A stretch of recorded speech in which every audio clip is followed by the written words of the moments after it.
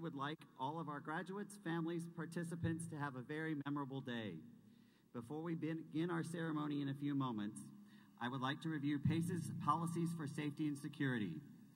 First, for everyone's safety, the building is provided with an automatic sprinkler system and an automatic fire alarm system. In the event of a fire or an emergency, you'll hear an alarm followed by a pre-recorded or a live voice message. Please listen carefully to the message and proceed to the nearest exit. If you are directed to evacuate the building, there's an assembly area on the Miller Lawn, Shirley Beth Way, where you can meet members of your party and wait further instructions. Now, in order to help assure everyone's enjoyment for our program today, we ask that when you use photographic equipment, you're respectful of those around you and in front of you. Please do not block people's view. We also request that all cellular phones be turned off or put on silent during the ceremony so as not to disturb our celebration today. Out of respect for all students and guests and speakers, we ask that everybody remain for the ceremony. Please note that we will have a sign language interpreter for all those who require it. We know that you'll have a wonderful ceremony today. We'll be beginning in a few minutes, so please sit back, relax, and enjoy Commencement 2012.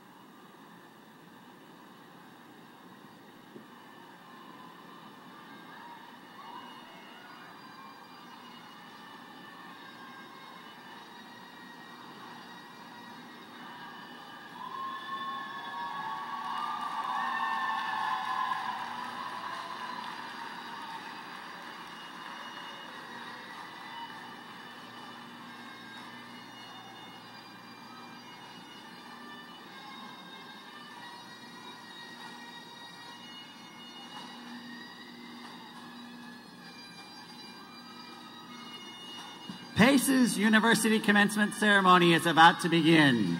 Please join me in welcoming the members of the New York City Police Department Pipe Band.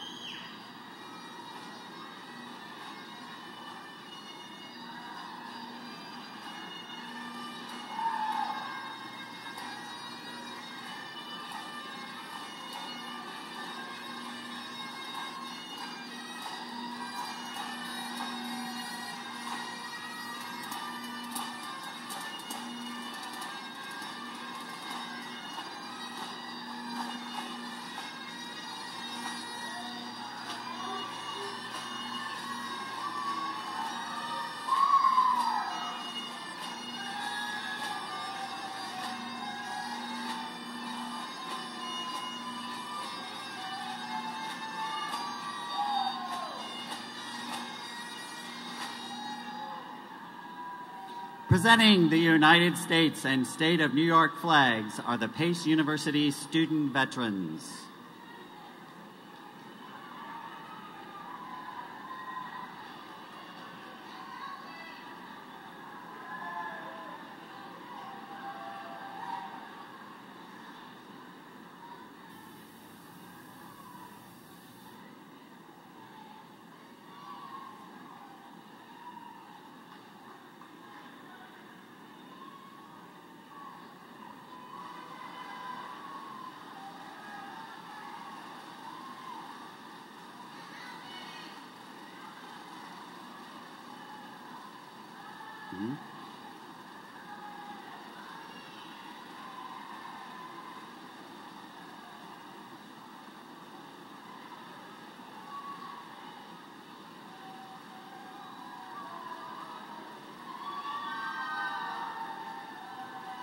And now, the moment you've all been waiting for. The processional will begin, led by our Grand Marshal, Dr. David Ronnie.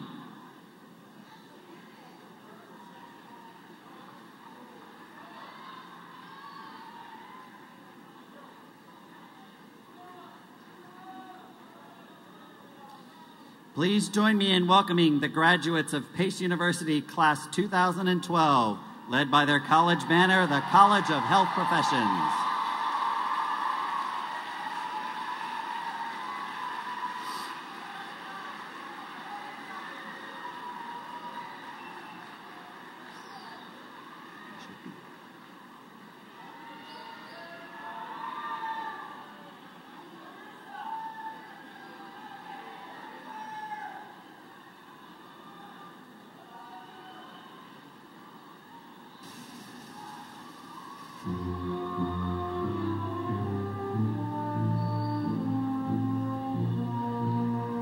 Led by their school banner, Seidenberg School of Computer Science and Information Systems.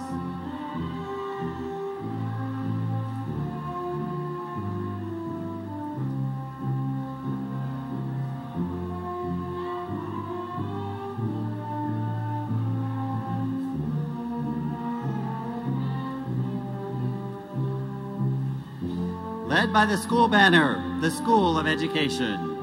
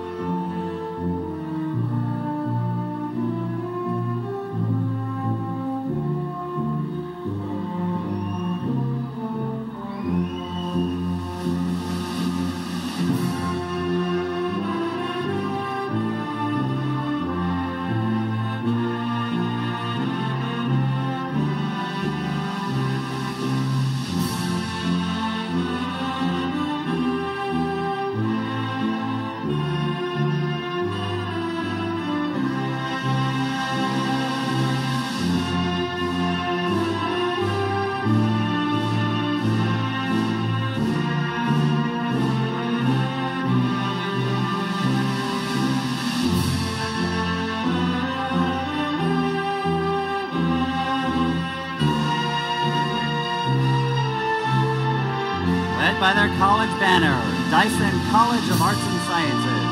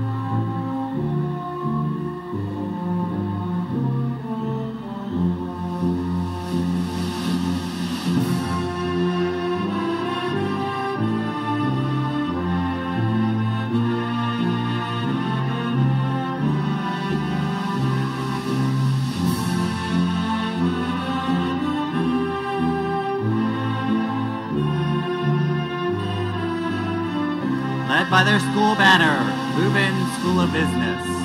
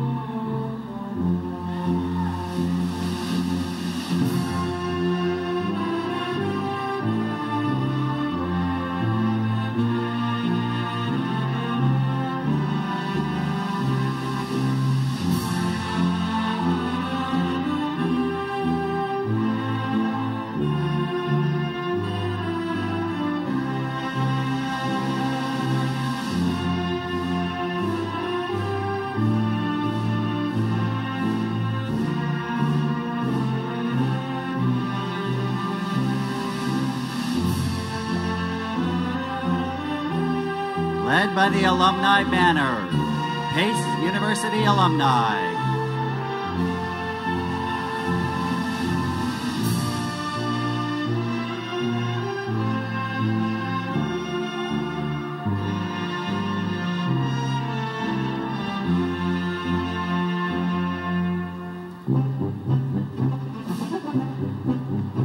Now, let us welcome the College of Health Professions Associate and Assistant Deans and faculty led by their Faculty Marshal, Dr. Carol Diane Epstein.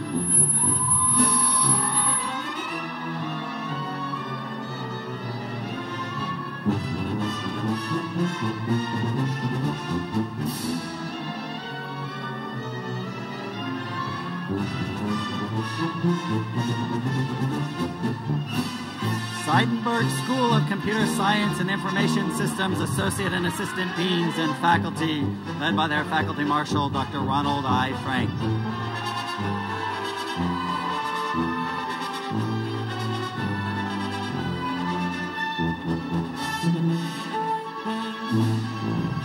School of Education Associate and Assistant Deans and faculty, led by their Faculty Marshal, Professor Anthony Alfonso.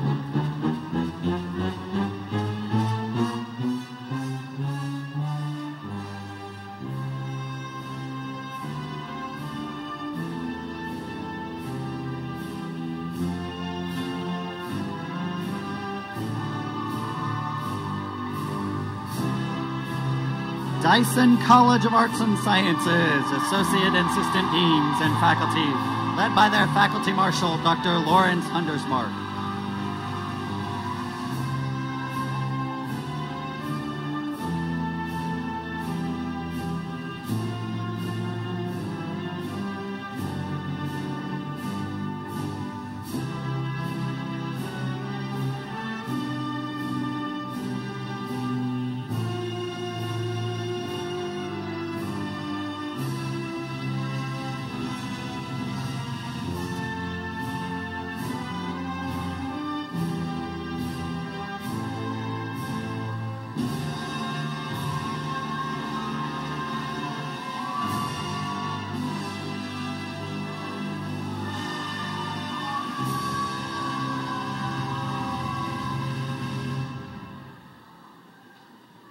Lubin School of Business, Associate and Assistant Deans, led by their Faculty Marshal, Dr. Melissa Corden.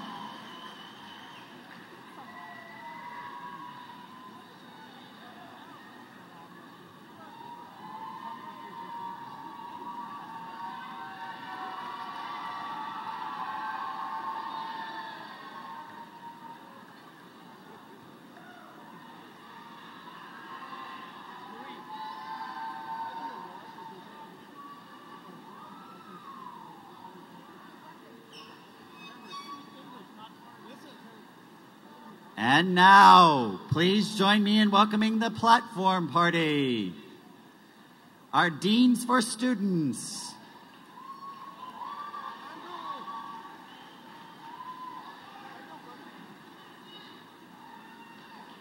Executive University and Campus Directors.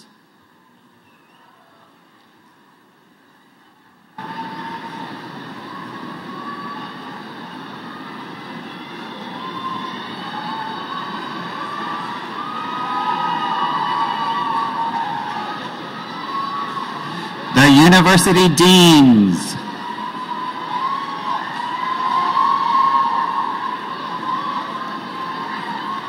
The officers of the University.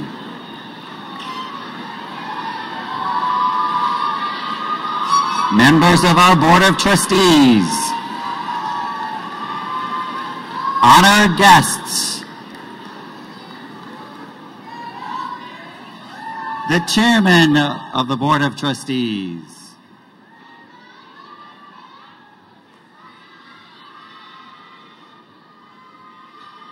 Our University Interim Provost.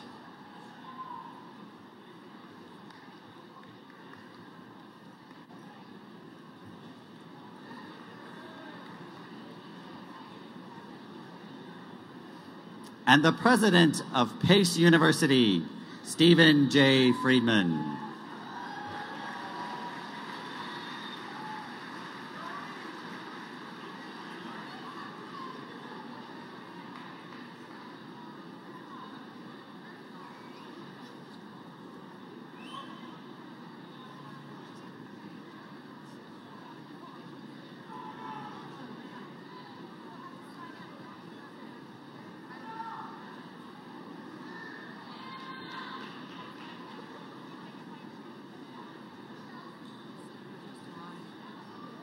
You should be sitting. I think it's to the seat.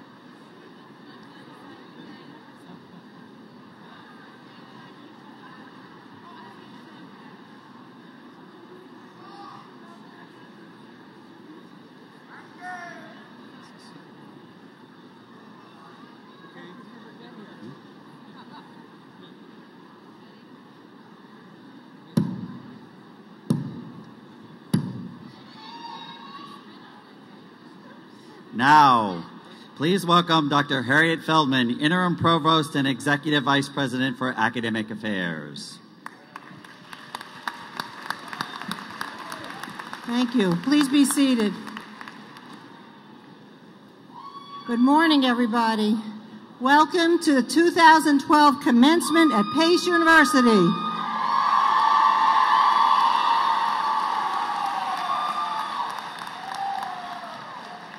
On behalf of the entire PACE community of students, faculty, staff, administration, board of trustees, and nearly 130,000 alumni throughout the world, I extend my sincerest congratulations to our students and their families and friends on this truly momentous occasion. I will ask the students to please rise and face where you think your families are.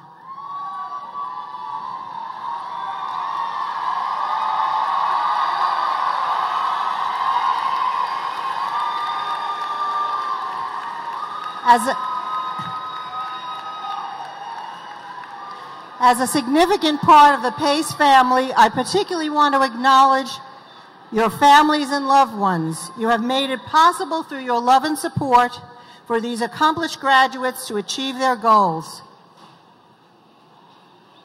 I also want to acknowledge and thank the faculty, who I'm asked to please rise.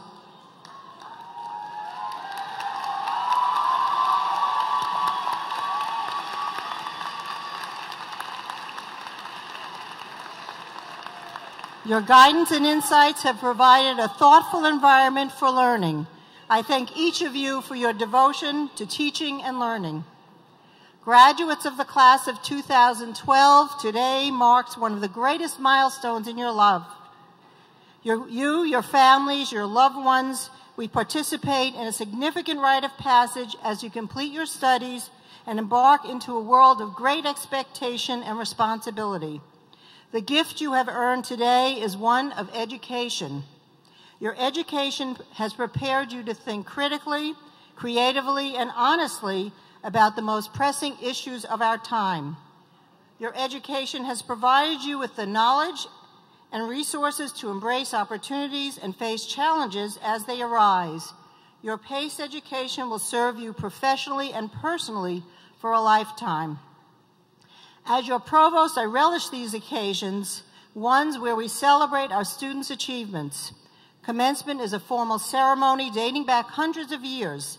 It recognizes the achievements of students by granting a diploma that signifies completion of a university degree. Commencement is a beginning, not an end. We know that this commencement ceremony not only marks a great achievement, your PACE University degree, but it also marks an achievement that will continue throughout your lifetimes. It is with an eye to the future that I anticipate a life for each of you that holds yet to be imagined successes. I wish my sincerest congratulations to our graduates. May you enjoy a life rich in the knowledge that you have contributed to the betterment of our world. May you always stay close to this great university and work toward inspiring those students who will follow in your footsteps. Thank you.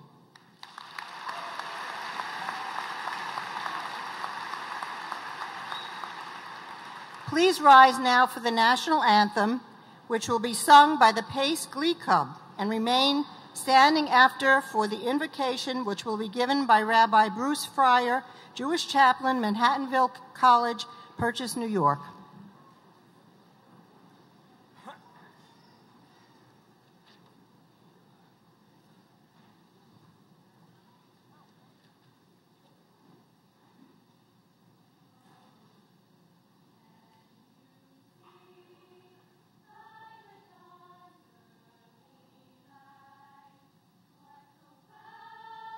We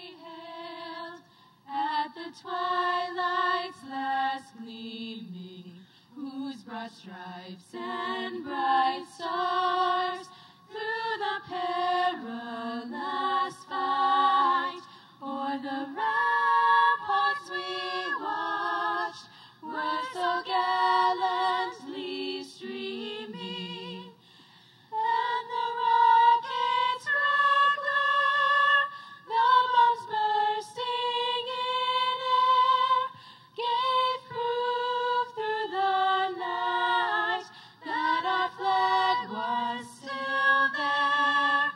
Oh, say does that star-spangled banner yet wave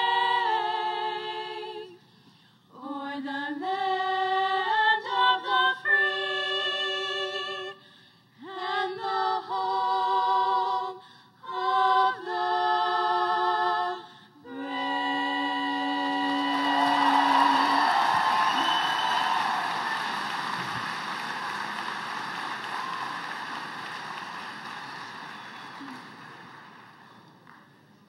Please remain standing. We have assembled for this commencement from diversified backgrounds, religious, ethnic, racial, gender, and age. And it is within this diversity that you have all united in a common goal: the stimulation and the advancement of your minds. You have joined together over the past 4 years, and perhaps some even more, in the pursuit of educating your being, in obtaining as much knowledge as is possible. You will quickly enter a world in which this pursuit can, and we hope will, make a difference for you and a difference for others. As you commence from these hallowed walls, we pray that as you enter into the reality of our community and our world, that you will take the lessons learned here, the experience gathered in your pursuit of excellence, and apply them for the enhancement of our community and our world. What you have gained in knowledge, you must share in application and action for the betterment of yourselves and the needs of the human community.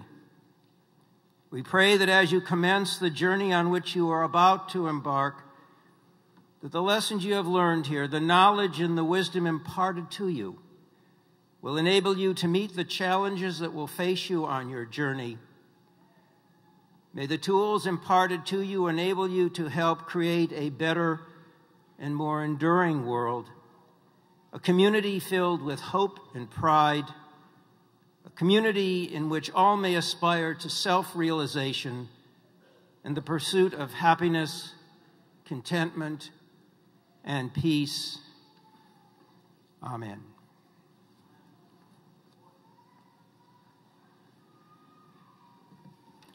I ask that Stephen J. Friedman, the president of the university, Dr. Anello A. Bianco, chair of the Board of Trustees, and Robert Klager, associate professor and chair of media communication and visual arts in Dyson College of Arts and Sciences, and Michelle Birch, who is a student about to graduate from Dyson College of Arts and Sciences, to come forward to the podium to assist with the conferral of the honorary degree upon Stephen Apcon, director of the Jacob Burns Phil Center, as a candidate for the honorary degree of Doctor of Humane Letters.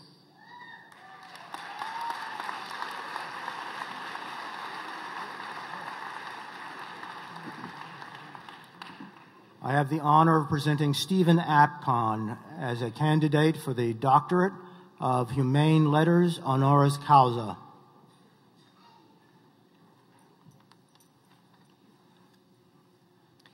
In his workspace at the Jacob Burns Film Center's Media Arts Lab, Stephen Apcon displays a quote from his good friend, the documentary filmmaker, Albert Maysles.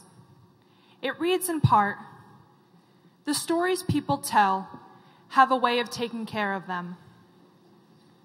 If stories come to you, care for them.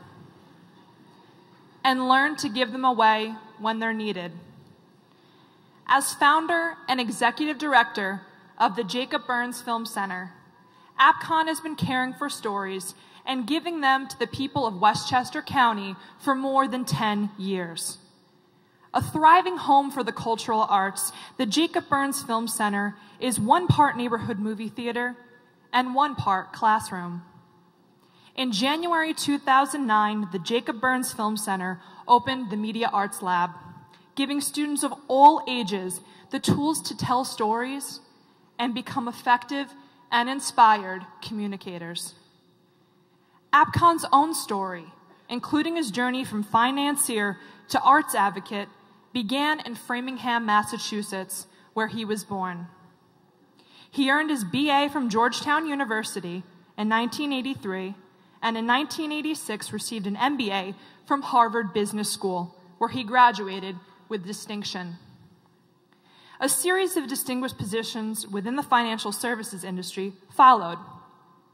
By 1992, he had risen to the position of general partner in Crossroads Partners, LLC, a private merchant banking partnership based in Westchester. In 1998, APCON began to turn his attention to storytelling. He led the purchase of the historic Rome Theater in Pleasantville, now known as the Jacob Burns Film Center. Since the Jacob Burns Film Center opened its doors, more than 1 million people have seen over 4,000 films from every corner of the globe. And more than 85,000 elementary, high school, and college students have participated in educational programs. APCON serves on the board of the World Cinema Foundation, Advancing Human Rights, and is a member of the Sundance Art House Convergence Leadership Team and the Creative Coalition's Entertainment Industry Blue Ribbon Task Force on Education. He is also the author of the forthcoming book, The Age of the Image, a call to redefine literacy in a visually driven world. For his love of storytelling, his passionate support for the arts and arts education, and his outstanding contributions to the quality of life in Westchester County, Pace University is honored to confer upon Stephen Apkin the degree of Doctor of Humane Letters, honoris causa.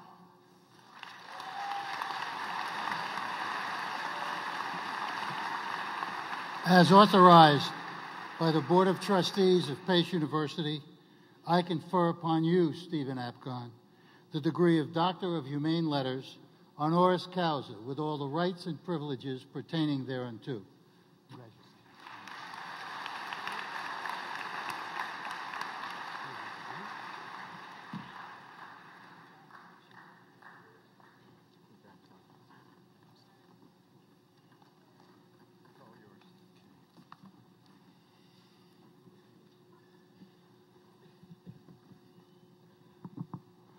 Thank you. Thank you, Michelle, Professor Klager.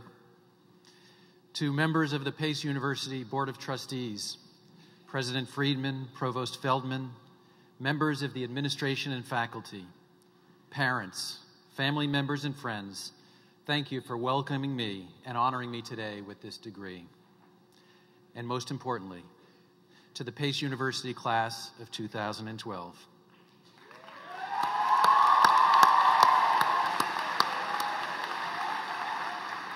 My profound gratitude for allowing me to share this most important day with you.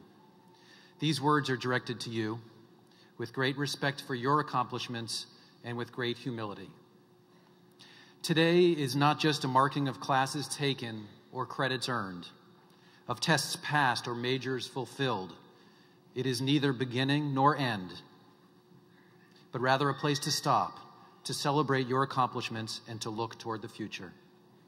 It is a turning of the page, not just in your personal stories, but in those of your families and your community and of this institution. It is part of your individual and your collective story. And it is story that I'd like to talk to you about today. We humans are, at our core, story animals. It's how we make sense of the world, how we understand our place, how we communicate our most basic fears and desires, how we build community, and how we navigate through our days.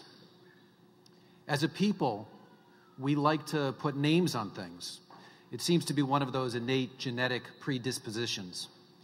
Just about 200 years ago, we even borrowed a Latin term to describe us as a species, Homo sapiens, or wise men.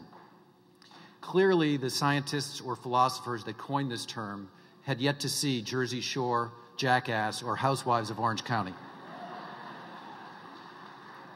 Not that you guys have. We are not alone with knowledge, however. In fact, as we have learned in the centuries since, there is deep wisdom in other species of animals able to accomplish things we could only dream of. Wisdom in animals, in plants, and in other aspects of our particular universe. I would argue that it is not wisdom that separates us, but rather story. Our unique ability to share knowledge, make connection, and find deeper meaning through story. I suggest the name Homo fabula, or story man, is more descriptive than Homo sapien. Our earliest recorded stories have been found on the walls of caves deep in the south of France, left there by our ancestors more than 35,000 years ago. This is not more than a blink of an eye in the context of a 14 billion-year-old universe, but still seems well beyond our comprehension of time. These paintings of ash, of manganese, of ochre, leave us awestruck, and we struggle to understand the meaning of their message. Yet we recognize in the movement of the animals and the reverence in which they are depicted, there is deep story, rich in meaning for both the painter and the viewer. Our medium of communication has evolved from the walls of these caves, from oral traditions to print, radio and television, cinema, the internet, our cell phones, which now deliver everything from text to video, as well as that ancient form of telephonic communication known as actual spoken dialogue. Embedded in all of that communication is our need to connect through story. As Michelle mentioned in her gracious introduction, I have pinned above my desk a quote from the great and legendary American documentary filmmaker Albert Maysles, who said, "The stories people tell have a way of taking care of them. If stories come to you, care for them and learn to give them away when they are needed. Sometimes a person needs a story more than food to stay alive. This is why we put these stories in each other's memory, and this is how we care for ourselves." So let me share a story with you. I don't know the origins of this tale, as it's likely very old and even shared in some way by many cultures, as stories often are. But I do know that it was one time held by Professor Wangari Maathai, an amazing Kenyan woman who in 2004 became the first African woman and the first environmentalist to win the Nobel Prize for her contribution to sustainable development, democracy, and peace. She shared this story with her students, and it made its way across the globe and one day landed with a teacher of mine who shared it with me, and today I offer it to you. It is said that an ember was ignited deep in the African plains. The ember slowly but steadily built in intensity until there was a great and violent fire raging. The fire gained in momentum and ferocity and stunned all the animals into a state of terror. It spread rapidly in all directions, heading toward the forest that would allow it to ignite into a total conflagration that would threaten the entire world. All the animals, the giant elephants, the ferocious lions, the larger brain monkeys, and the birds of prey, all of them watched. They responded in a variety of ways, from staking out their territories at the expense of the other animals, to partying it up like the dance band on the Titanic, to sitting, wailing, and waiting. Some say this is when the ostrich learned to put its head in the sand. But nothing and no one moved toward the flames. Nothing except for a tiny hummingbird. The hummingbird was constantly swooping down from a nearby river and bringing drops of water in its beak to drop on the fire. And as the plains burned, the hummingbird kept flapping its tiny wings to enable it to journey back and forth from the river, dropping beads of water onto the raging fire. The other animals watched, but they knew that they couldn't make a difference. They implored the hummingbird to use common sense. They saw the creature as both silly and filled with hubris. How can this tiny animal make a difference with such an enormous problem? Use common sense. We might recognize that world today. The global economy seems to hang on a precipice, and we continue to suffer through the joint epidemics of foreclosures and unemployment. You all are graduating at a time when some might say our country's greatness is fading. You're being asked to deal with previous generations' consumption, which has left us in a state of perpetual global warming. When we open the paper or turn on the TV or internet, we are faced with stories of violence, disease, genetic modification of the very food that sustains us. And then there's the nuclear threat. These are the stories we consume every day. No wonder our pharmaceutical companies are thriving. The media has learned we respond to these stories, and this is what they feed us. When we look back at our African drama, it's easy to see why the other animals were more than just a bit cynical about the hummingbird's persistence. While the hummingbird kept up its personal firefighting mission, drop by drop, common sense would tell you that it was a waste of time. In spite of the overwhelming sense of doom that pervaded her world, however, she continued. Perhaps she saw something different than the rest. There is no doubt there are enormous challenges we're all facing today, yet there are other stories we need to share, a new narrative we need to see. Thanks to better medicine, our life expectancy is now double what it was for our great-great-grandparents just a century earlier. We have mobility that not even my parents could have dreamed of while they were your age. Many of you chose to invest yourself, to immerse yourself in a different culture while studying abroad. And all of you have a more innate, natural sense of connection with the world beyond our borders. Technology is available in the process of emerging that, if properly directed, can respond to many of these challenges. And technology connects us deeply. In fact, you are graduating in the most interconnected world we have ever known. We have long talked about a global village, yet the reality is just coming into fruition in a more personal sense. You were already in high school before YouTube was even introduced into the world. And today, each day, over 4 billion videos are viewed by more than 800 million people around the globe. More video is uploaded each month than our networks produced collectively in their more than 60 years of existence. And it's no longer 3 networks that control what stories we see. That hegemony has fallen. Videos can be created and distributed by each of us, and some will be shared with literally hundreds of millions of people around the planet as a result of just hitting send or upload. Your graduation today is being broadcast live on the internet, and one of your distant cousins, whether in an apartment in Dubai or a yurt in the Mongolian desert, could be tuned in and watching you receive your diploma. A record of this day, along with some of those Facebook photos I'm sure you wish you could take back from the internet, will continue to exist online as part of your personal and collective archive. Social media has literally helped reform our world, as Paul Revere's horse has been replaced with 140 characters on Twitter, and we have despots being overthrown. We all tuned in and watched thousands of miles away from Egypt as the people of Tahrir Square came together to beckon change that would spread throughout the region. The Arab Spring has been part of a decades-long shift from authoritarianism around the world to democracy. It is not done, of course, and Egypt continues to battle the desire of a few to hold on to power, while Syria is deep into their own story of rebirth. In 1946, there were less than 20 democracies in the world, and today there are close to 100. The number of authoritarian countries have seen almost the exact opposite decline in numbers and continues to shrink. Story and freedom are slowly winning. We've seen a return to organic farming, and in just the last decade, land dedicated to organic farming has tripled. We've solved the scourge of diseases, and cancer is no longer a word that can't be spoken because we are finding ways to cure it. Infant mortality is down in most places in the world, and access to clean drinking water is up. In fact, UNICEF reports that at the end of 2010, 89% of the world's population, or 6.1 billion people, accessed improved drinking water sources. That's 2 billion more people than a decade earlier. Efforts to eliminate discrimination based on skin color and sexual orientation have led to enormous gains. Women, thankfully women, play a larger role in leadership of our communities, our corporations, and our governments today than ever before.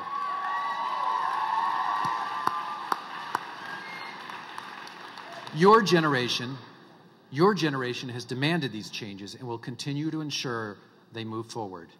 In movements like Occupy Wall Street, you're making your voices heard and you're changing the narrative. Wherever you come out on this movement politically, what an amazing thing to see young people standing up and working for change they believe in and writing their own story. You've spawned a mentality of open and crowdsourcing, of cooperation and not conflict, and a sense that the possibilities of life are deepened when we abandon the story that it's a zero-sum game and I better get mine before the other gets his, and replace it with taking only what we need and providing for the other as part of our connected selves.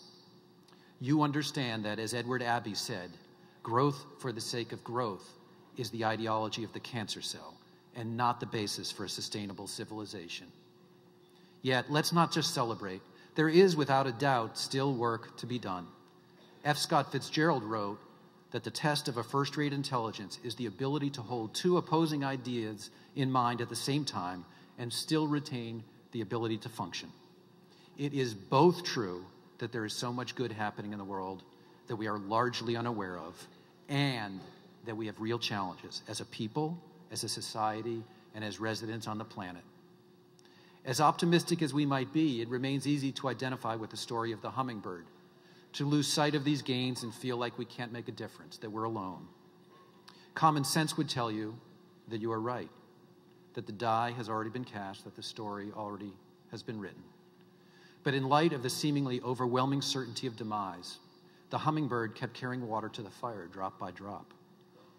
I am sure the bird never anticipated or prepared for this situation, as its life to this point had largely and joyously been filled with the important task of pollinating flowers that brought color to the fields. But you see, stories are not static, they're dynamic. They continue to evolve in ways we can anticipate and in ways we can't. I recently had a chance to have lunch with several members of the Pace University graduating class. We sat and talked about each of your stories, the path that has brought you to this day, and your dreams for the future. I am sure your time here at Pace has mostly flown by. If each of you sitting here thought back to who you were just 4 short years ago and who you are today, the change is probably striking. Shay Hansen spoke of her decision to come here to play volleyball. Yet, it was when she talked about the SAC, the Student Athlete Committee, and their intense involvement in community service when her eyes really lit up. Mark Kearney came in with one idea and has found himself on a different path, riding ambulances and thinking about how to combine his burgeoning interest in justice with his focus on information systems. Tom Kornblit wants to change the world through technology, to become, in his words, the next Steve Jobs.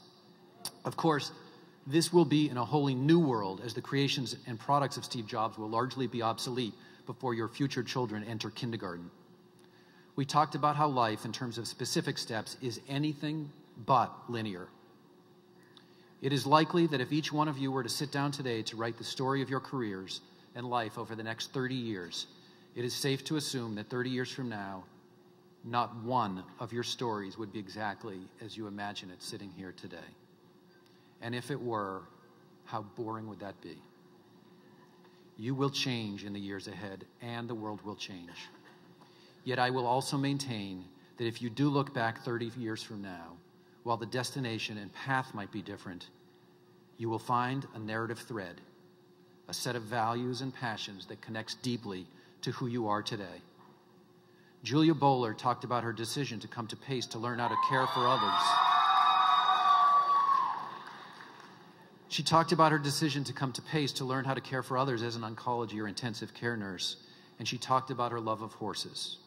Perhaps she will find those passions combined in the world of equine therapy. The dynamic duo that comprises Remarkable Productions, Rebecca Pepe and Mark Robertson, have a love of cinematic storytelling. There is no doubt that they will continue to be storytellers, yet the medium and their stories will most assuredly change dramatically. And Michelle Birch, who so graciously introduced me, has already moved beyond the walls of the classroom and has found an extraordinary passion for telling and celebrating the stories of heroes that walk in our midst, inspiring all of us to realize our full potential as fellow human beings. Speaking of heroes, many of you have chosen the heroic path of teacher.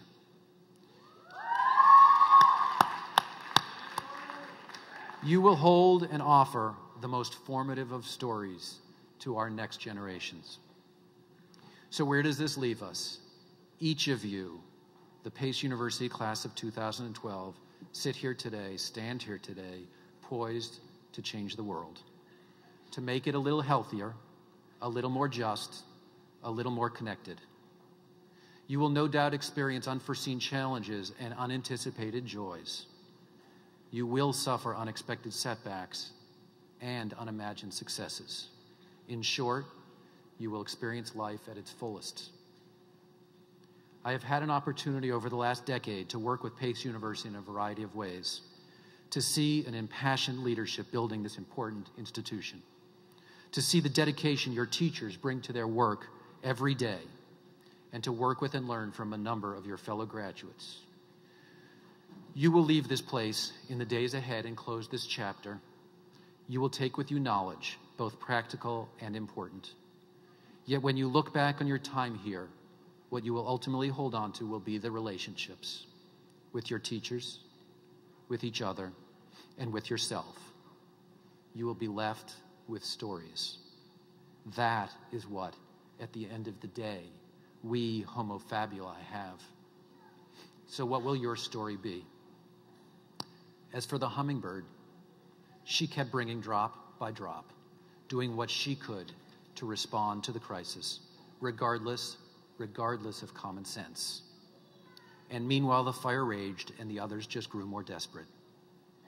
We could easily imagine that this world was lost.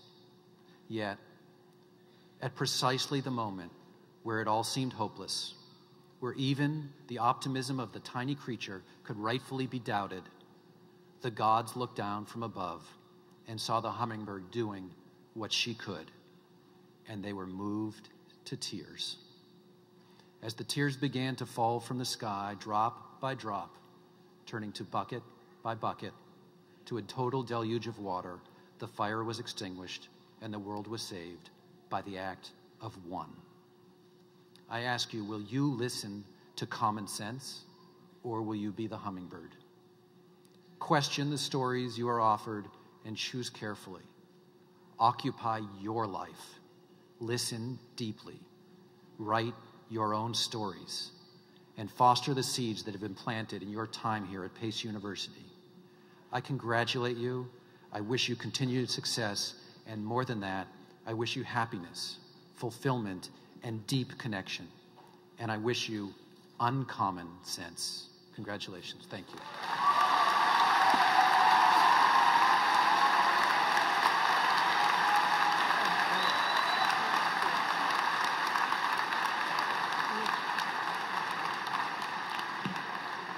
Thank you so much, and congratulations again. We have a very special guest who's joined us today. Excuse me. Senator Charles Schumer has joined us in the past for commencements. We're always grateful that he comes to Pace to congratulate our graduates and encourage them on their journey into adulthood. Senator Schumer is a leader we can all learn something from, no matter what the stage of life we are headed into. So it is with great pleasure that I ask you to please join me in welcoming United States Senator from the great state of New York, Chuck Schumer.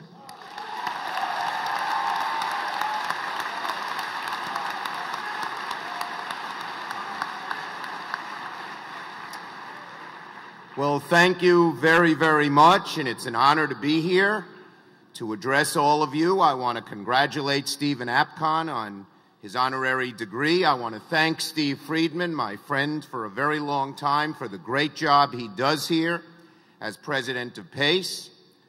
I want to thank Neil Bianco and the great board of trustees who care so much about this university, and address, of course, the members of the platform, the families and friends of the graduates, but most of all, you, the class of 2012 PACE. Congratulations to each and every one of you. Now, first, I'd like to announce my class gift. You know, it's hard to pay for college and graduate school. If you're poor, the federal government helps you out. That's a good thing. But what about the middle class?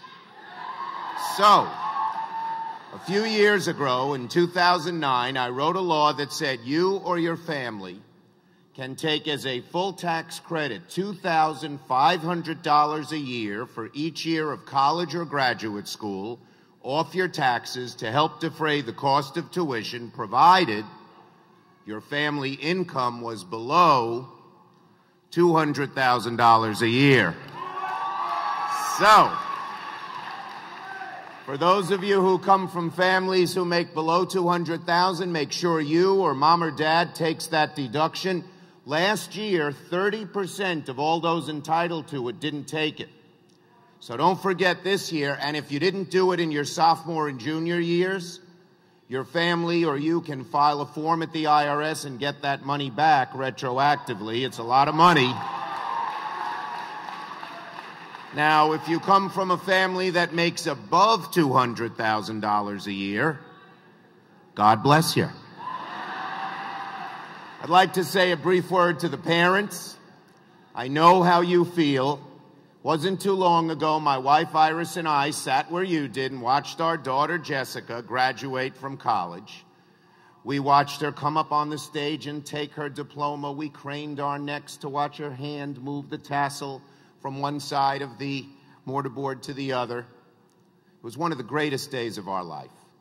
And parents, if you're like us, you think back to the more difficult times. We remembered when Jessica was about 8 months old and we rushed her to the hospital with 106 fever. We didn't think she'd make it. Praise God she did. We remembered when we put her on the kindergarten bus for the first time. She ran to the back of the bus as the bus drove away, tears streaming down her eyes, waving goodbye. And then at 2 o'clock, when Iris met her to pick her up, she jumped off the bus, happy as could be. She said, "Mommy, I came back." She thought kindergarten was forever. Then we remembered her as a teenager, where she didn't say much to us. And when she did, we didn't understand a word she said. And then moms, dads, you see your daughters and sons come up on the stage and take that diploma. Congratulations to the moms and dads. You've arrived. Now, to this great class of 2012, you know, you're graduating at an amazing time. First, you're graduating from a great institution of higher learning, one of the best. It stacks up very well compared to all the others in the country, and that gives you a leg up. You're also the first generation, Mr. Apcon alluded to this, to graduate as a generation immersed in the new technology. In 1988, before some of you were born, or maybe some of you were born that year, that was the first year the word internet ever appeared in print. There was no Google and no Facebooks and no text messages and no cell phones and no LOL. In 1993, when some of you started kindergarten, the World Wide Web had 5 websites. That's it. Now there are 14 billion.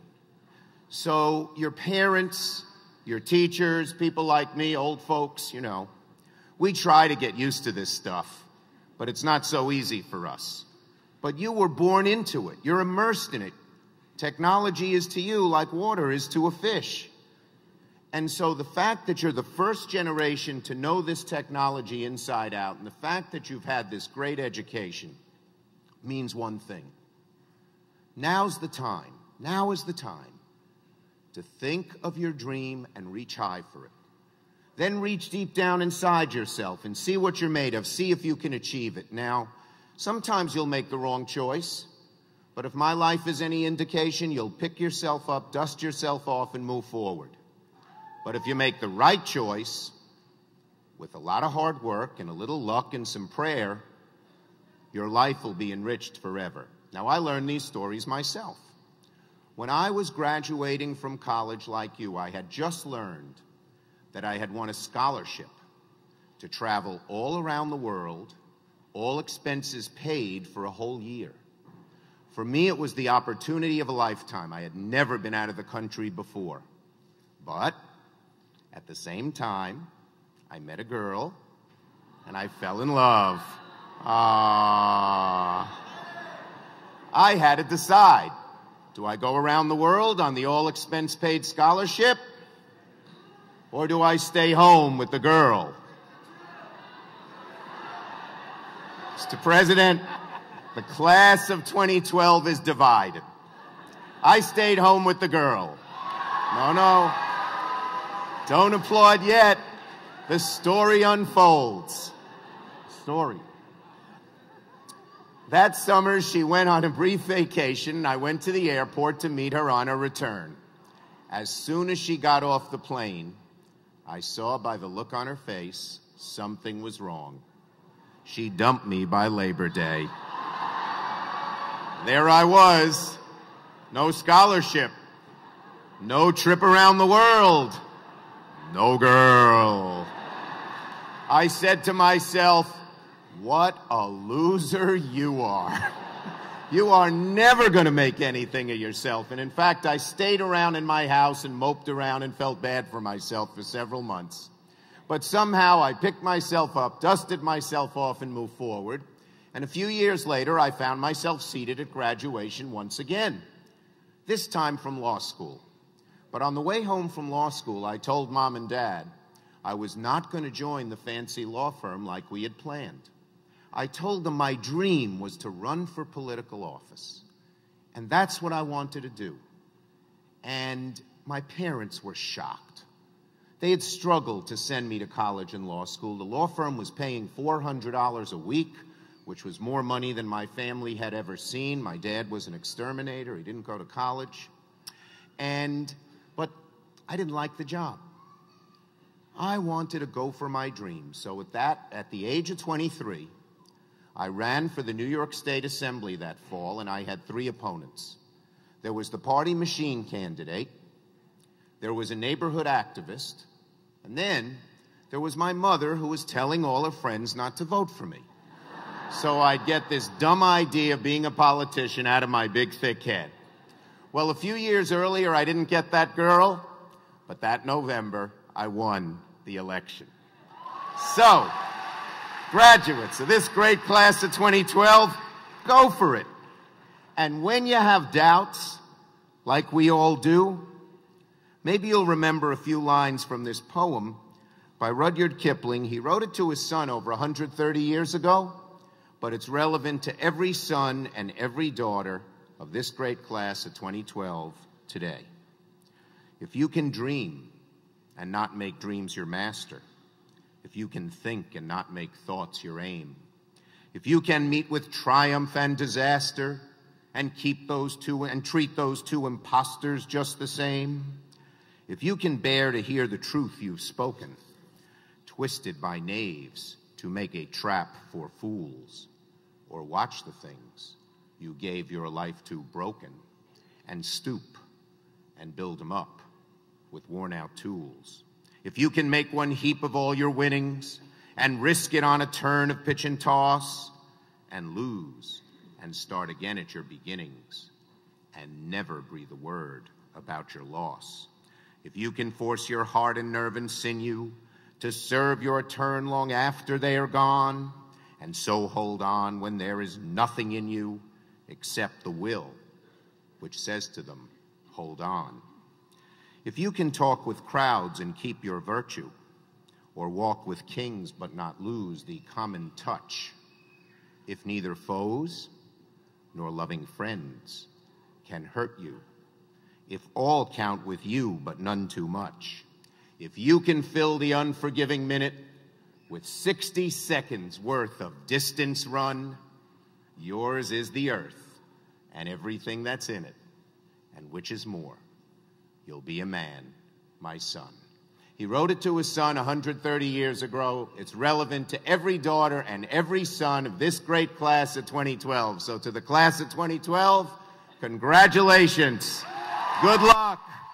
Godspeed, and don't forget, go for it.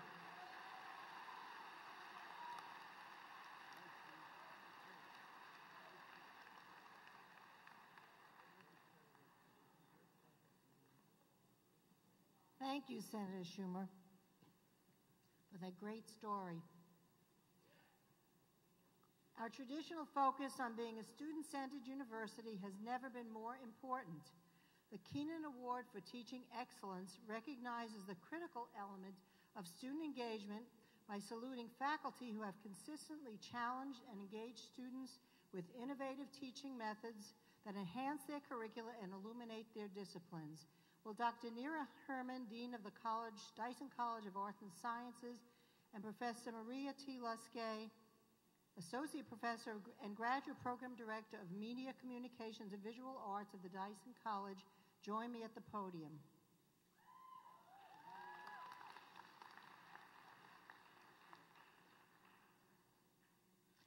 Creating and teaching communication courses in the Dyson College of Arts and Sciences since 1991, Professor Maria Luskay's love for teaching video production drove her to obtain her doctorate in education in 1998.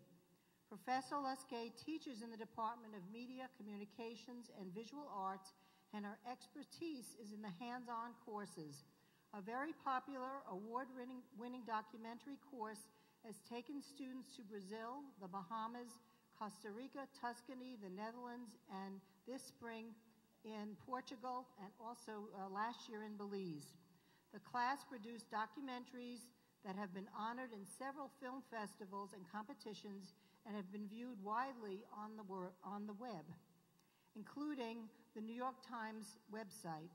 Additionally, Professor Luskay created the Master of Arts degree in Media and Communication Arts in 2009. She was named director of the program and continues to make real-world experience a central feature of all courses. Professor Luskay loves pace and considers the university her family. She and her husband Jim have 2 children, Jameson and Gillian, and I know they're here. Where are you? Wave. There. Who she's very proud of and considers her greatest productions. Get the plaque.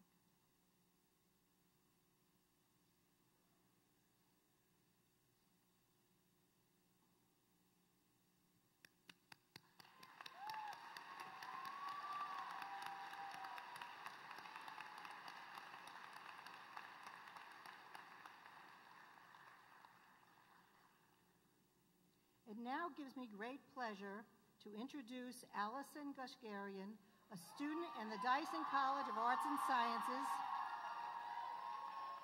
who I guess you know. She will address the candidates.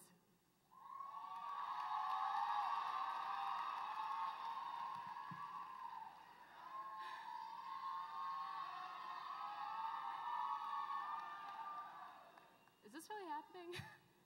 Okay. Welcome, trustees, faculty, staff, friends, Townhouse 1, friends, family, and especially the class of 2012. I am extremely honored and incredibly humbled to be chosen as your commencement speaker, representing all of us today. Today is a great day. Today is the day where we get applauded and praised for finishing up our degrees at Pace University. Now, in honor, I know that we're going to enjoy the love and attention we'll be receiving the next 24 hours. I believe that we should start this speech by applauding who we really are most proud and appreciative of, our families.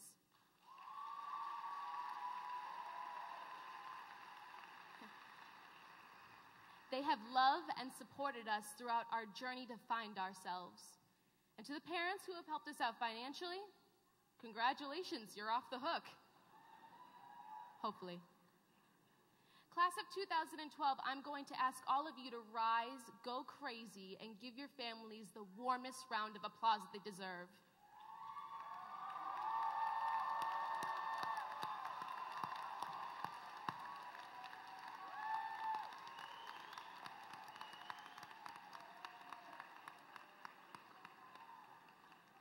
Very impressive. Good job.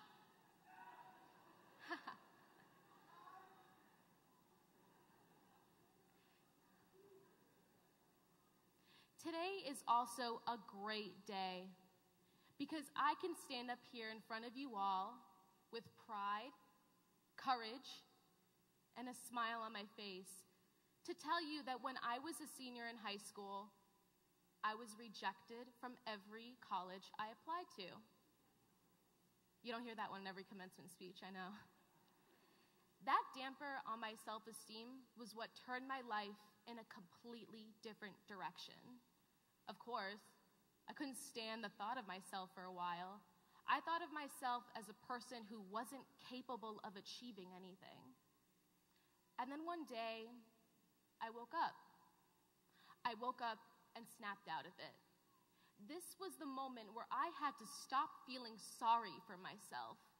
Stop the negativity from holding me back from doing great things. As we all know, life isn't easy, but I chose to overcome adversity. That morning when I woke up, I told myself, Allie, you're gonna go to a junior college for 1 year and 1 year only. You're gonna get straight A's, and you're gonna go to a place where you can start and design your life. And I did. I did go to a junior college, I got the A's, and I persevered. I wound up getting acceptances to different schools, and I chose Pace.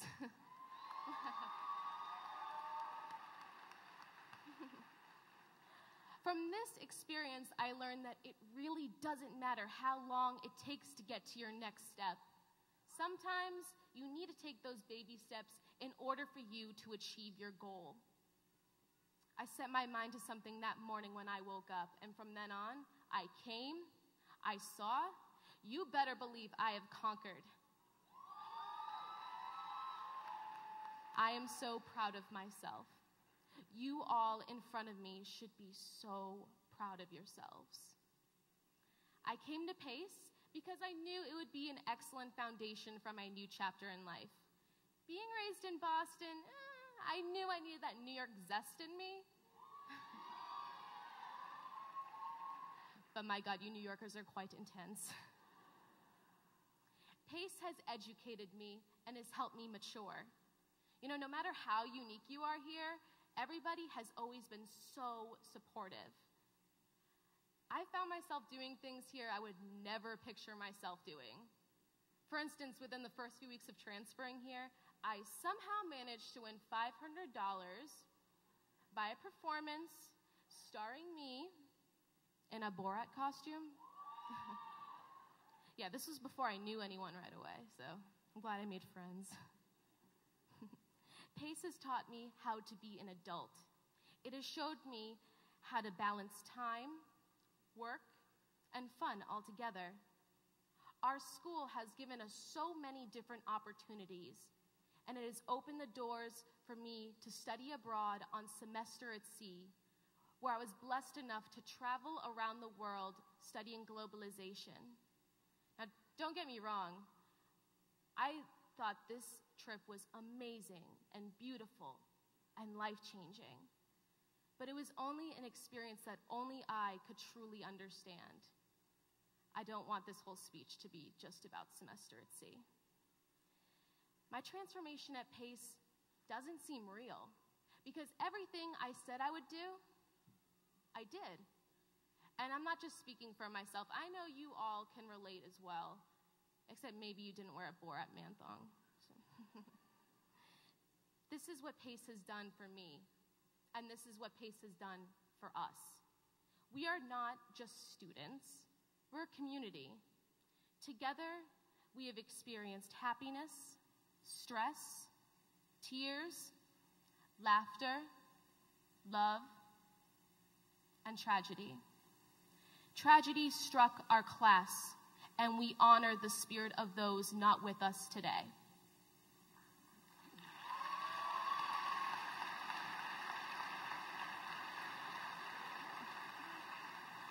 I think it's safe to say that Pace has truly turned us into a family. Now, graduates, look around you. Treasure this moment and hold it close. You know, I was stressing out writing this speech. I was trying to figure out what big words should I put in, what long quotes by Aristotle should I put in. That's not me. So let's get real. We get intimidated by the future, but when you think about it, we really shouldn't, because we can design our lives however we want them to be like. You are the artist of your own painting, the architect of your beautiful home, and you are the director of your Oscar-winning movie. Take pride in who you are and step forward. Bring your own sense of character out into the real world, so they call it, and be a go-getter. Love every minute of this new adventure we will all be approaching together. Try not to fear the unknown, but most importantly, my friends, take chances. Do not fear putting yourself out there, because it might get you somewhere a lot further than you thought. I believe in you. I believe in us. Class of 2012, when you want something in life, just reach out and grab it. Now let's go get 'em! Thank you.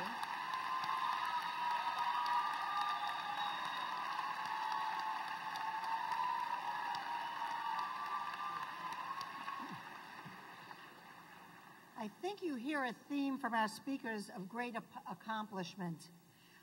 It's with pleasure that I ask President Friedman and Chair Bianco to come forward and present the Trustee and Community Service Awards, other examples of great accomplishments of our students. They will be assisted by Dr. Lisa Bardil-Muscaritolo, Dean for Students.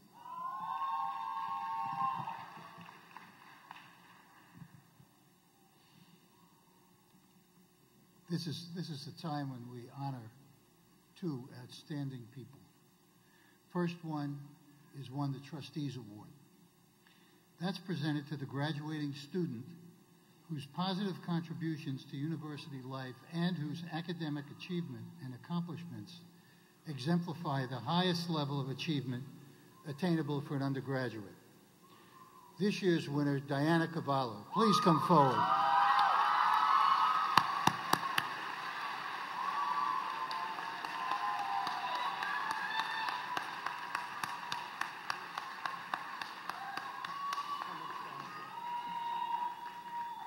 Diana is an outstanding communications and English major who has made her mark on the Pleasantville campus.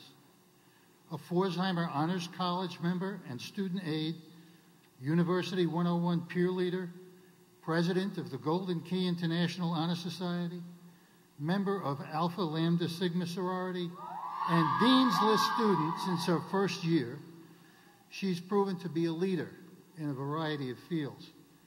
She was the student speaker at PACE's annual Leaders in Management fundraiser, where I first met her and got to know her. She addressed the audience about the importance of scholarships in education and is a two-time presenter at the Dyson Society of Fellows annual research conference, where she introduced her original poetry collection, Strange Sanctuary, as well as academic research on the plight of the Hispanic immigrant, for which she was awarded Best in Social Sciences category. She was also awarded a 2011-12 Honors Research Grant to study the effect of electronic media and technological advances in the magazine industry. With aspirations to be a magazine editor and children's book author, she served as the editor-in-chief of the Honors College newsletter Scholastica, published an original fiction and poems in PACE's Vox Arts and Literary magazine, and was co-creator and editor of the Greek Council newsletter, Greek Gazette. She also interned for the Association of American Publishers, where she helped enhance the annual Prose Awards. She is currently part of the PACE Combined Degree MS in Publishing program and will earn her master's degree in May 2013. Diana.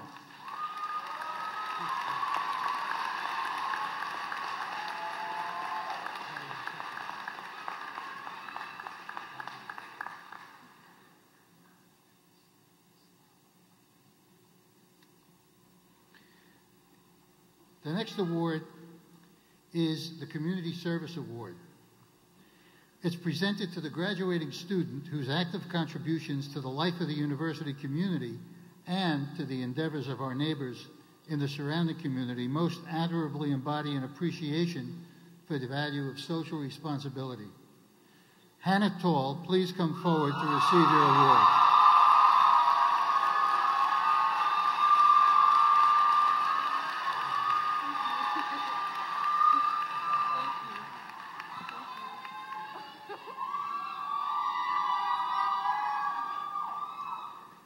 Hannah is receiving her Bachelor of Arts from the Dyson College of Arts and Sciences. She's a psychology major, and she's not only made a difference at PACE, but helped PACE make a difference in the community. As Student Outreach Coordinator for the Center for Community Action and Research on the Pleasantville campus, Hannah was responsible for organizing PACE Makes a Difference Day Spring Edition, which paired 80 PACE students with volunteer opportunities throughout Westchester County. She has also been instrumental in supervising, planning, and recruiting students for service events and Take Action Days. During her time at PACE, Hannah has already committed more hours to organizations and causes than many people do throughout their whole lifetime. She served as an ESL tutor at the Children's Village. She's worked with emotionally troubled youth at the Pleasantville Cottage School. She's guided first-year students through the Office of Multicultural Affairs and Diversity's mentorship program, painting schools with New York Cares. She's educated youth as a team leader in the Harlem Adolescent Pregnancy Prevention Initiative. She's conducted literacy programs at the Children's Aid Society and has volunteered with the SPCA, AIDS Walk, Andrus Children's Center, and other organizations. She's gone wherever there's a need, volunteering with the Ubuntu Education Fund, helping high school students with college applications as an alumni leader for the College Summit, coordinated social skills sessions for patients at the New York Presbyterian Hospital, served as a research intern with Partnership with Children, and instilled a love of volunteering in middle and high school students as an intern at Stoked Mentoring. She's consistently distinguished herself and been recognized for her work throughout multiple awards, including the Bronze Jefferson Gilman Scholarship to fund her trip to Lima, Peru, where she attended a local university and taught English as a foreign language. She was also chosen to represent PACE at the National Conference on Student Leadership. In addition to her philanthropic work, Hannah has also excelled academically as a Pforzheimer Honors College student, Dean's List recipient, Lambda Sigma Sophomore Honor Society, and Golden Key International Society member. Today, we honor her. Congratulations.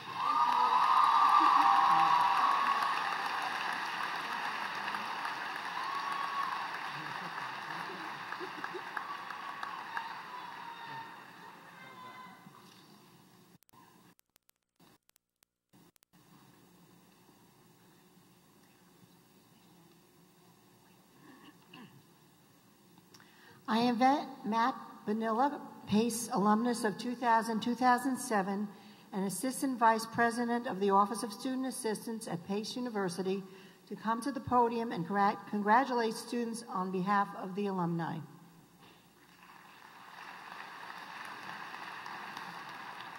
Good afternoon. Let me start by saying that I'm honored by addressing you, class of 2012, on your graduation day. This is a milestone to celebrate your accomplishments so far. In this spirit, we're all gathered for one reason and one reason alone: to honor today's illustrious graduates. I ask that everyone in the audience please rise and give our graduates the applause and the recognition you truly deserve. Everyone.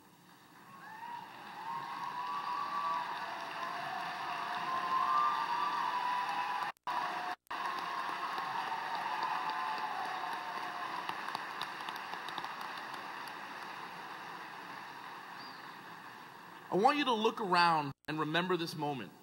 Really look, because from now on, life will scatter the world as each of you finds your path to success. However, you will always share a common bond. You are all PACE University graduates. This simple connection to each other and to your alma mater will open doors to new opportunities, both professionally and personally. It will spark conversations, lend credibility, and build relationships. The generations of alumni who have come before you have challenged, led, advised, mentored, and donated to PACE. We did this for you, to provide you with key opportunities for academic success, and because we are proud of our PACE education. With more than 131,000 alumni worldwide, you are likely to meet a PACE alumnus anywhere you go. And how will you know you are a PACE alum? Well, they'll be like you, someone who understands the value of embracing opportunities.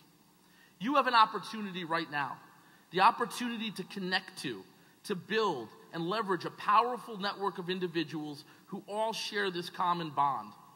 By being an active member of a PACE alumni community, you not only build your network, but you become a role model for the next generation of students. So I am delighted to have the privilege of welcoming in each and every one of you to the PACE alumni family, and I look forward to meeting with you in an upcoming alumni event in the field or wherever our paths may cross. In closing, I'd like to recognize a constituency that's often forgotten in this day of celebration. The mothers, fathers, brothers, sisters, aunts, uncles, friends who were your support group. Those who worked extra jobs and sacrificed personally so you could have a better life. Those that motivated and believed in you when no one else would. No success is accomplished alone. I ask that before this afternoon is concluded, you walk up to that very special person or persons and tell them, thank you, I love you. While it is customary for me to wish you all good luck in your future endeavors, please remember that luck is a distinct byproduct of hard work. The harder you work, the luckier, happier, and more successful you will be. Please leave this room today with the understanding and confidence that as PACE graduates, you are the very best in your respective fields.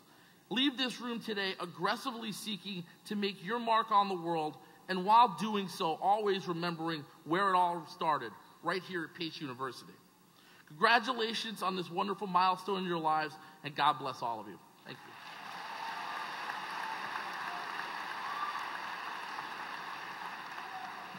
Thank you. It is now my distinct honor to ask PACE University President Stephen J. Friedman to deliver his personal message.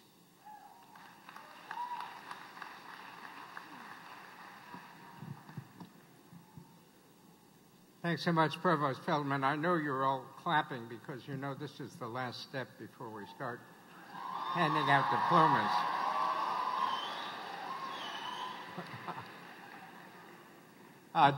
Just a side note, you may notice when you come up here for a diploma and I shake your hand, I may be on a large stool. It's not because I take this casually, it's because I injured my foot a few days ago, so it's hard to stand.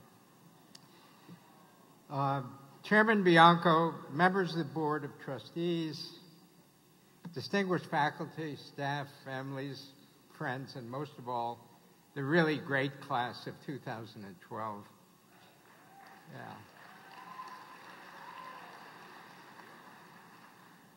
Congratulations on this milestone in your life. It's such a pleasure to be here with you. You know, as I was listening to the presentation of the Keenan Award, what was really going through my mind is how do I get into Dr. Liskay's class every year so I can go to all these wonderful places.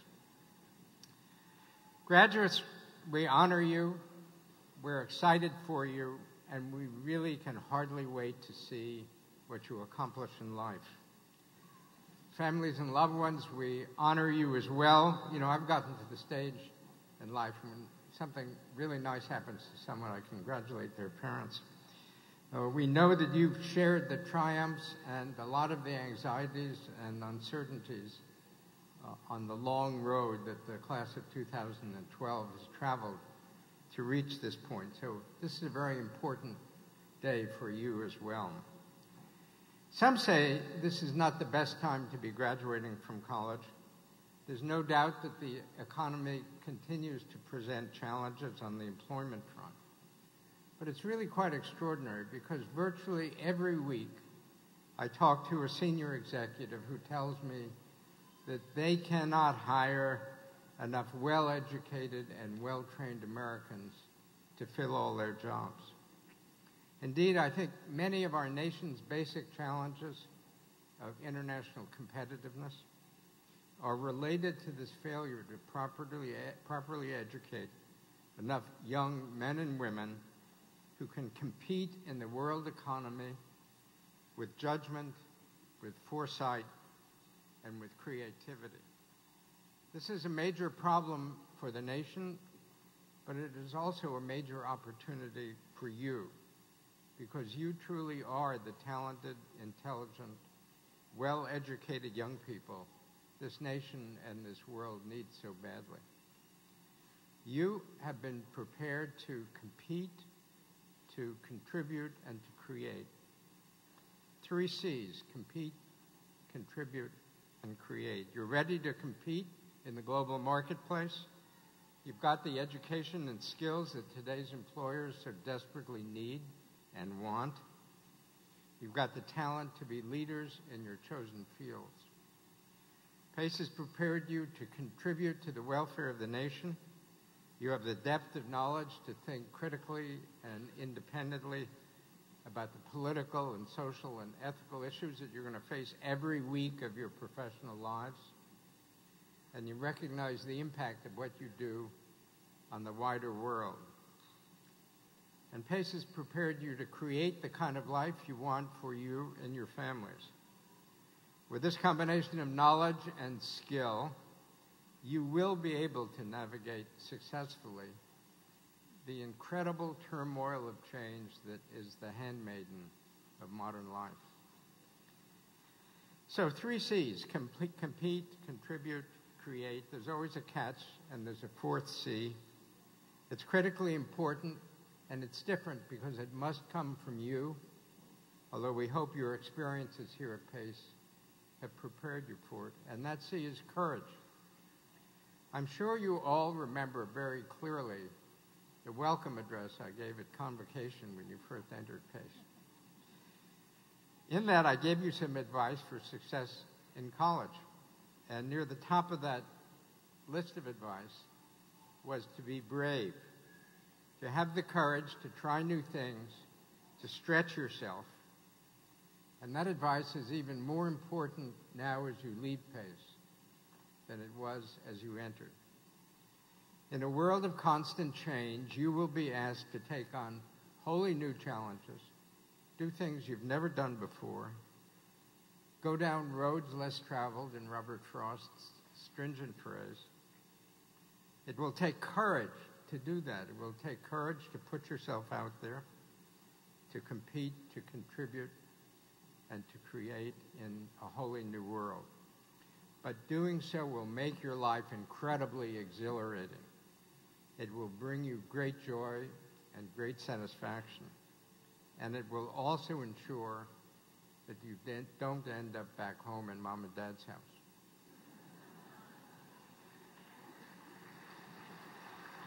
I hear a lot of parents clapping.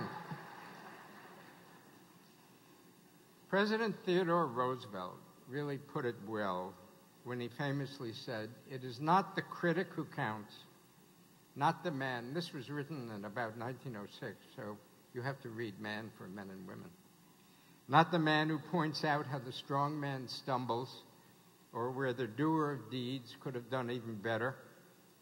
The credit belongs to the man who is actually in the arena, whose face is marred by dust and sweat and blood, who strives valiantly, who errs and errs again and then comes up short, because there is not effort without error and shortcomings, but who does actually strive to do the deed, who knows the great enthusiasm, the great devotion, who spends himself in a worthy cause, who at the best in the end knows the triumph of high achievement, and who at worst, if he fails, at least he fails by daring greatly, so that his place shall never be with those cold and timid souls who know neither victory nor defeat."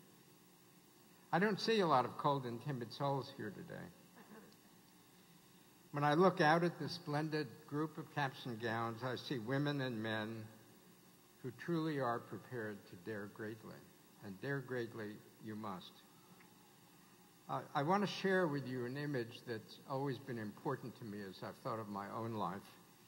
Imagine that your life is a giant oak tree. You begin life at ground level and start traveling up the trunk. As you move higher, you will encounter more and more branches. Each one is a possible branch in your life. Don't let too many of those branches go by. Climb out on a few of them.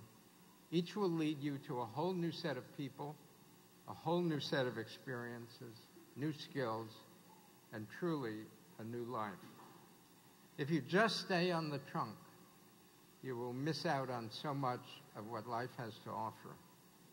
Here again, Roosevelt put it well when he said, "Let us rather run the risk of wearing out than rusting out."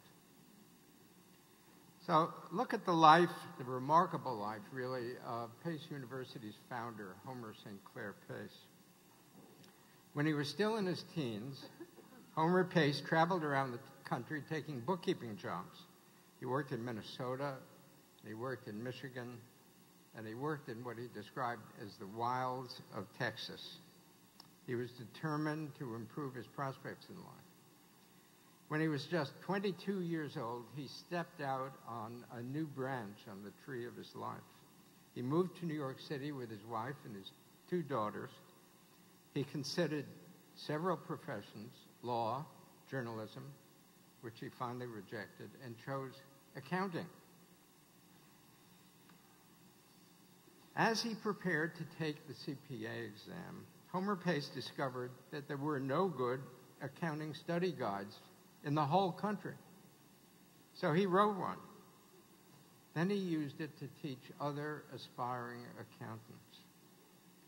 And then at the age of 27, Homer Pace stepped out on another branch in his life.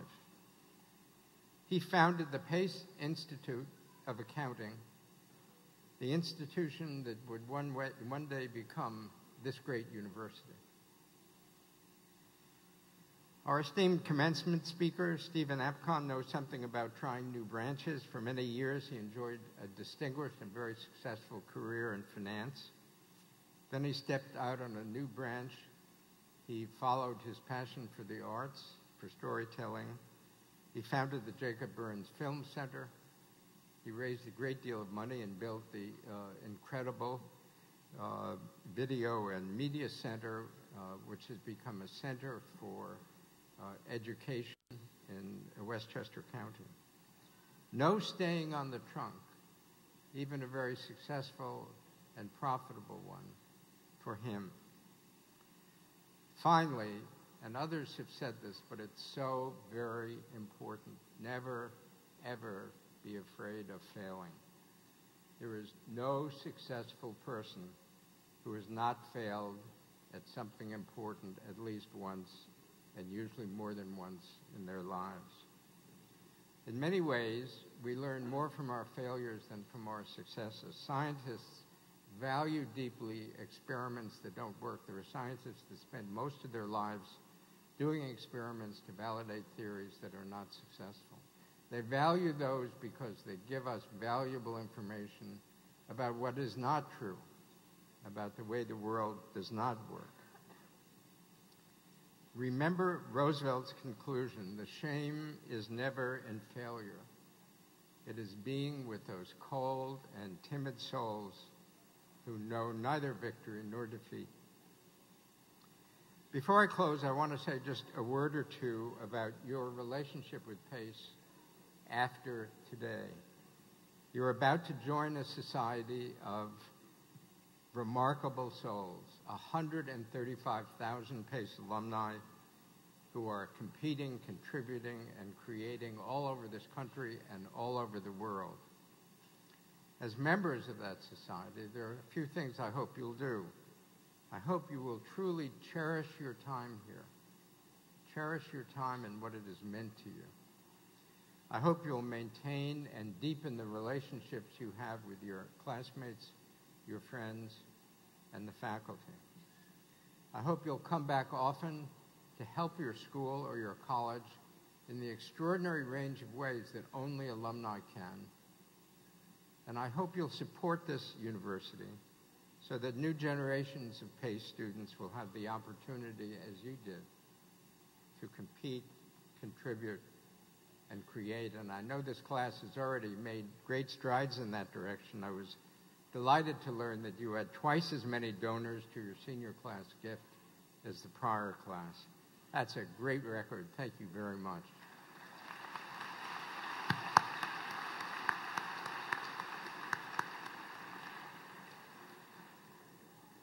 So be proud of your association with Pace University. Be the best you can be for yourselves and as ambassadors for our university to the world. To the class of 2012, that world is waiting for you. Good luck and go to it. Thank you very much.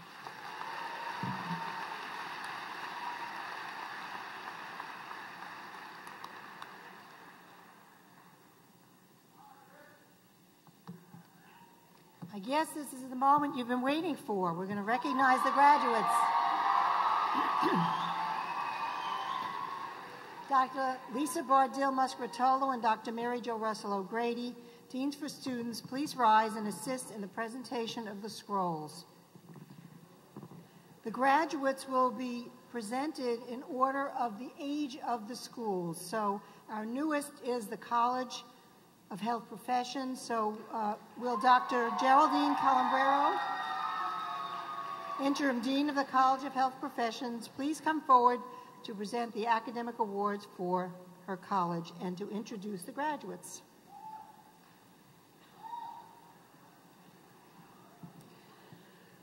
The Scholastic Achievement Award is presented to the student excelling in scholarship, effectiveness in class discussion, research, and general performance in a baccalaureate degree program. Today we have 2 awardees, and I ask them to stand in place to be recognized as their names are called. Julia S. Bowler and Alexandria N. Holden.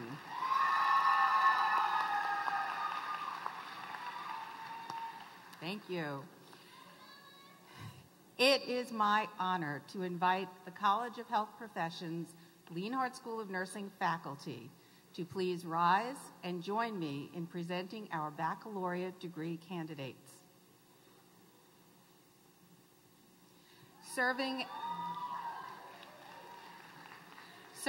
as our reader this morning will be Dr. Karen Toby Hagenbeck,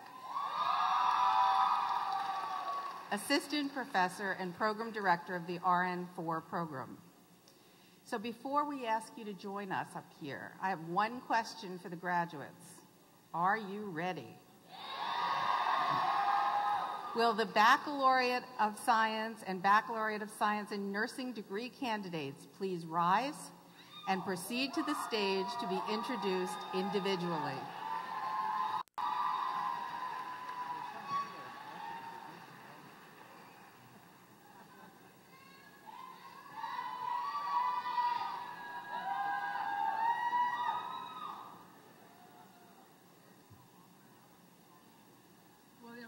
Dean.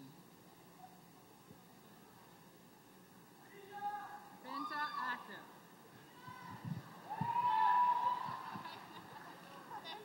Lauren Gerasi. Cindy Pinto. Elizabeth Murphy.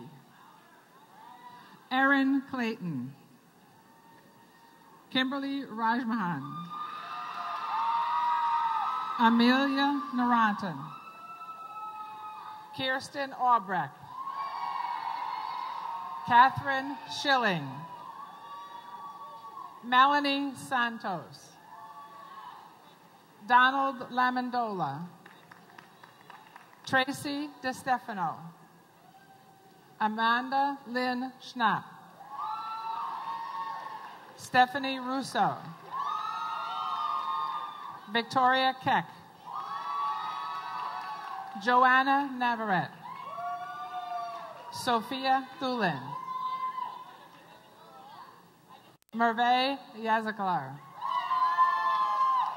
Julia Suzanne Bowler. Alexander Holden. Kristen Wright. Amanda Anderson. Jessica Crespo. Chandrika Brown. Megan Patterson. Carly McKenzie. Noreen McMahon. Lisa Hosgrove. Carrie Ann Ranglin. Cassandra Mondesier. Seidel Mitchell. Stephen Glaze. Jacqueline Septimo. Danny Santos. Eliza Gonzalez. Kathleen Quash. Amanu Abdul. Ligia Ferreira. Angelo Kesselwitz. Francis Venuti. Isaac Katnoff. Natalie Saraleghi. Hilton Clark. Roman Zurayev. Rosemary Pena. And Marjorie Pequero.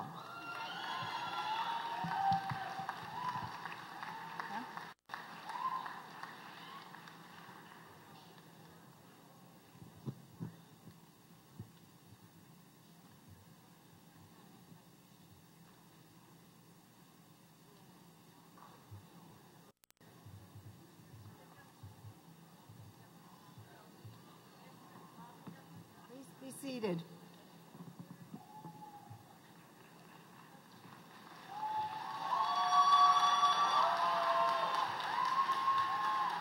I now invite Dr. Constance Knapp, Interim Dean of the Seidenberg School of Computer Science and Information Systems, to please come forward and introduce the candidates for graduation.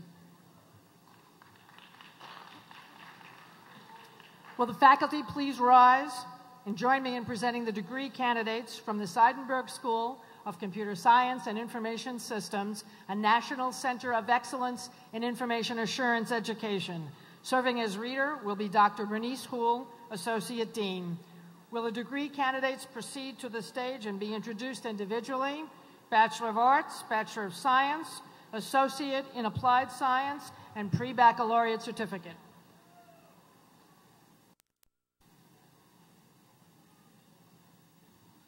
Matt Wagner. Dan Fascinato. Mark Anthony Carney. David Aria. DJ Lucille Kenny. Matthew Siopo. Marcus Hernandez. Tom Cornlett.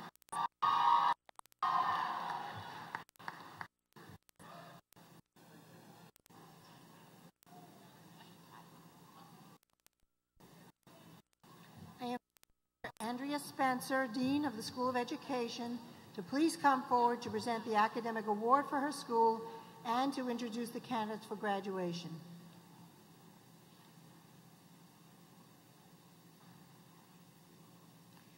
The Scholastic Achievement Award is presented to the student excelling in scholarship, effectiveness in class discussion, research, and general performance in a baccalaureate degree program.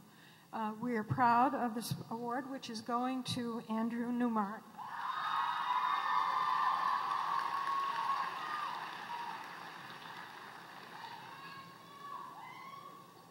Will the faculty please rise and join me in presenting the degree candidates from the School of Education? Serving as reader will be Dr. Brian Monahan, Clinical Assistant Professor. Will all the degree candidates proceed to the stage and be introduced individually for the Bachelor of Arts degree?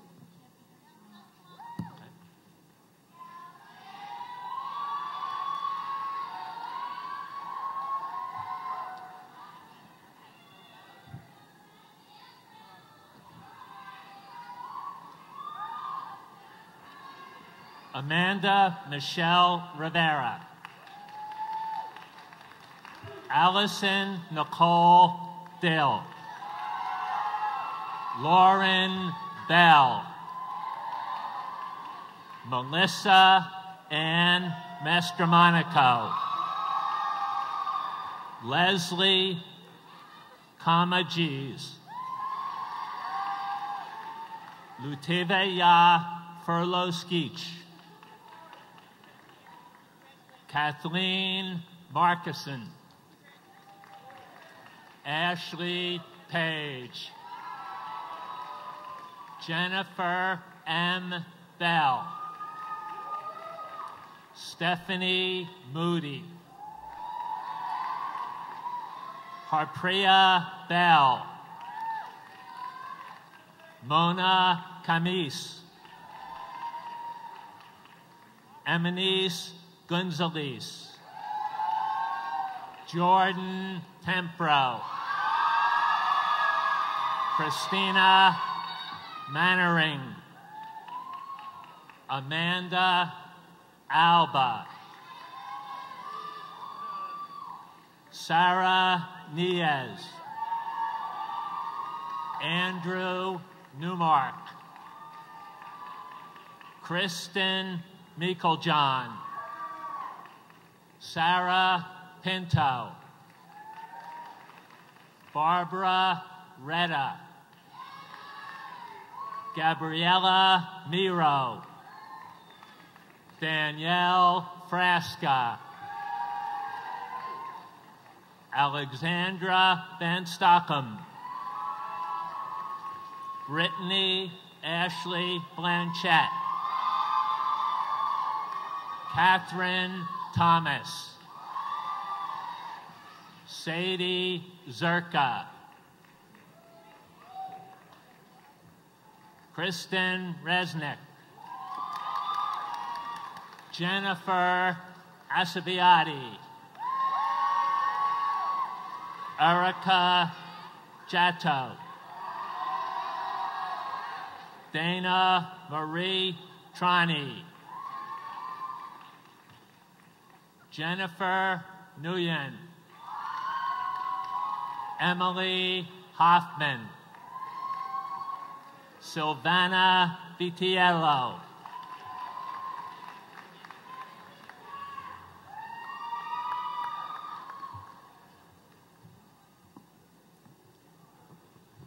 I invite Dr. Nira Herman, Dean of the Dyson College of Arts and Sciences,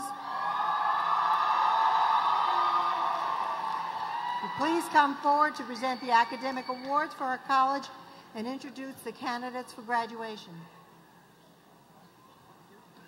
I have the pleasure of announcing 3 award winners.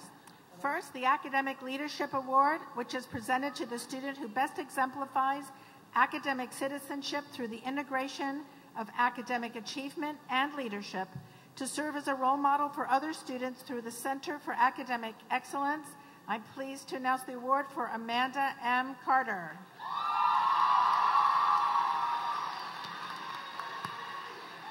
Next, the Charles H. Dyson Award is presented to the outstanding member of the Society of Fellows, and it's my pleasure to announce Danielle E. Cosgrove. And finally, the Scholastic Achievement Award is presented to the student excelling in scholarship, effectiveness in class discussion, research, and general performance in a baccalaureate degree program. And I'm pleased to announce Molly S. Foreman.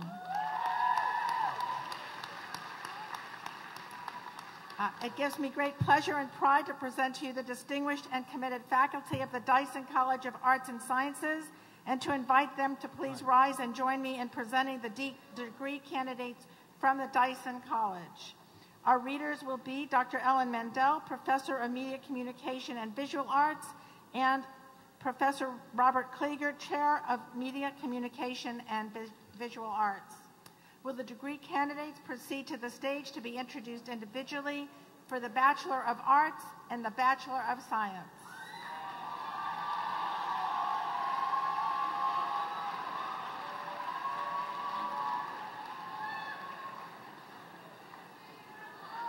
Brittany Shields.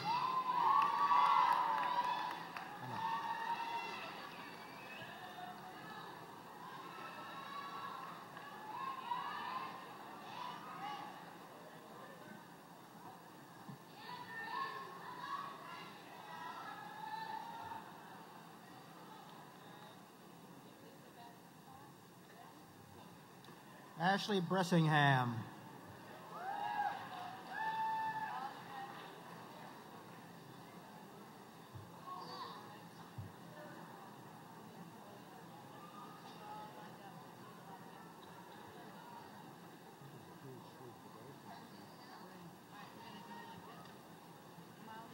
Molly Foreman.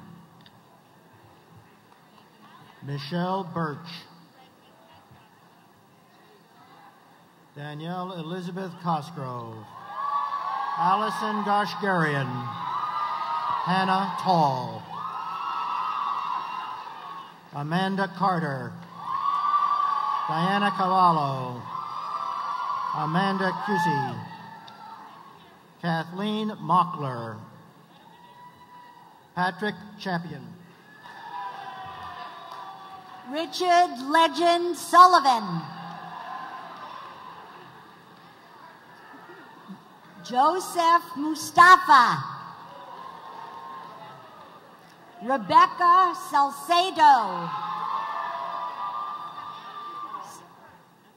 Stephanie Loretta. Marina Carbone. Angela Kalia. Lauren Kosia. Lauren Johnson. Michael Tamburino. Megan Brannigan. Katie Guler. Jocelyn Abrahanti. Taylor Anderson. Rachel Spizzero. Amy Rodriguez Millinert. Tenzin Tangpei. Crystal Diaz. Alyssa Seidel. Gregory Burns. Martin Totland. Brandon McNamara. Tammy Mora. Daniel Manon. Thomas Olson. Tiffany Bennett. Michelle Rodriguez. Wilson Beltran. Stephen Sika. David Burt. Kenyon Hogue. Penrose. Michael Alexander Piccoli. Okay, let me hold on. Alexander Erlanger. Elias Mouse. Mara Lopez. Felix Pagan. Sepulveda.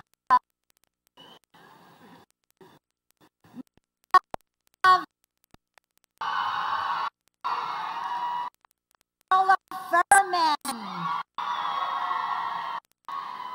Ashley Caceres.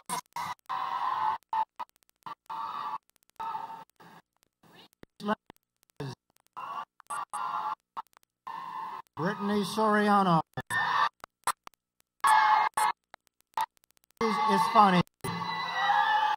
Ciara Torres. Jeanette Ruvio. Christopher DeAngelo. Juliana Dixon. Nirmala Eng. Erica Delise Gilead.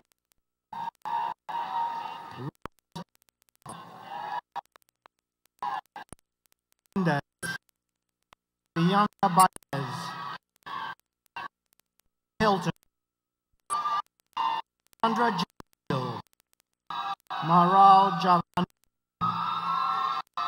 Diana Oral, Diane Saravin, Angela Conte, Christine Kizek, Melissa Acasella,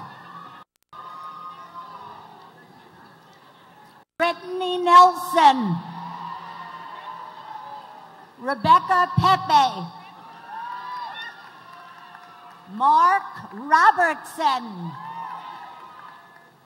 Kristen Mita, Patrick Kaur, Christina Melander, Jessica Moit, Cherie Neal, Maria Clotter, Brianna Miller, Jennifer Moore,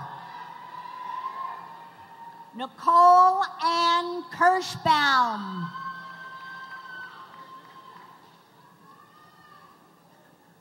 Jovan Ruth Diane Lane, Vidrin Hassan Papaz, Ashley Bayer, Ali Diaz, Rebecca B. Scott, Michael Delarcern, David Figueroa, Maya Mezanek, Sasha Okravi, Artemis Bassan, Robert David Hamilton, Nicholas Soreka, Jenna Solomon, Leah Sanborn, Sinead McCarthy, Justin Alston, Robert Michael Sorrento, Lyndon Johnson, Pella Vasquez, Christian Benecki, Kelsey Williams, Danielle McGloster, Deborah Mead, Kayla Turner, Samantha Alyssa Mamola, Paul Resigno, Vicky De Fiore, Regina Balasar, Sharuth Mitchell, Devin Mitchell, Halter, Michael Joseph Matthews, Charles Batchelor, Grace Griffin, Andrew Rabsky, Kevin Hadlick, Taylor Belviso, John Colasar, Ali Tada, Jake Parrott, Sabrina Gonzalez, Allison Rosa, Shatima Smith, Ashley Summers, Mariah Dara, Julia Bonsignopi, Nicole Marie Catalfamo, Tiffany Ott, Samantha Crandall, Amanda Azarian, Jennifer Quijada, Grace Anna Gelsomino,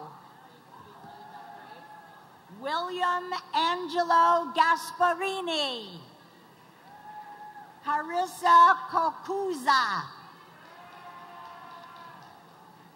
Rickent Carrasco, Janica Willoughby, Stephen Michael Hardy, Stephen Szynski, Patricia Reardon, Jose Zelaya, Catherine Hicks, Daniel Bowen, Karina Francisco, Hayan Kim, Ifsinachi Ibosimba, Janine Gallagher, Gerald Prophet, Noel Rondri Henri Volney, Sandra Kuruma, Zanel Lulani, Nico Sholi, Huma Chanan, Jenna Pipolo, Jacqueline Lepore, Mara Kavanaugh, Christine Lander, Kristen Sotili, Colleen Murray, Lisa Boswell Foster, Angelica Butler, Brandeis Cookendale, Jessica Reynard, Fanlisha Winsborough, Erica Wallacey, Iana Solomon, Michael, Melissa, Daryl Campbell, Lisa Welsum, Harold Johnson, John Horning, Michael Leonardo, Carlos,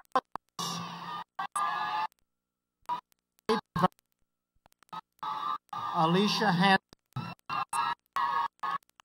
Fatima Mama,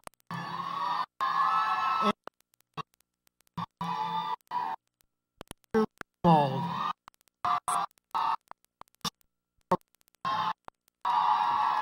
Eden Smitelli, Linda Edwards, Lisa Capozzi, Valerie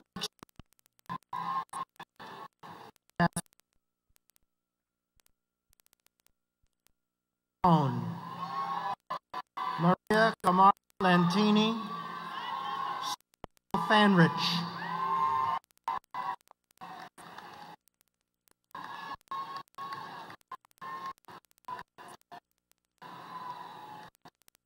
well, you heard the story found at the university, so now it's time to have the dean of our old school, Neil Bondi, Rubin School of Business, to please come forward to present the award and to introduce the candidates.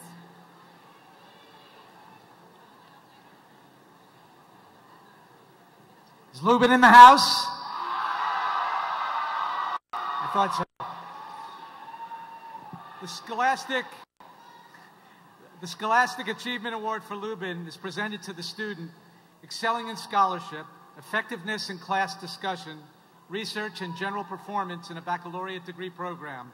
And that student is Ursula Vero.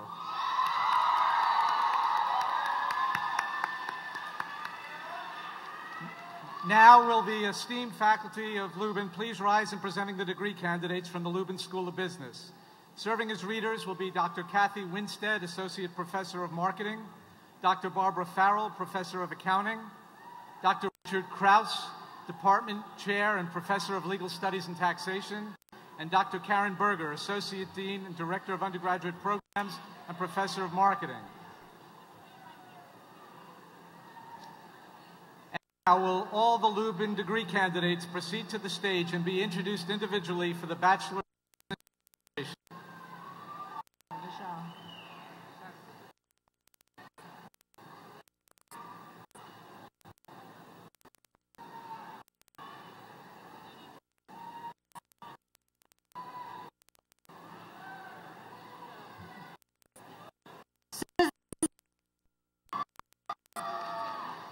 Vishal Panchal, Kitty Anita, Viola Gonzalez, Matthew, Brian Sulk, Benjamin Schwartz, Peter Hanos,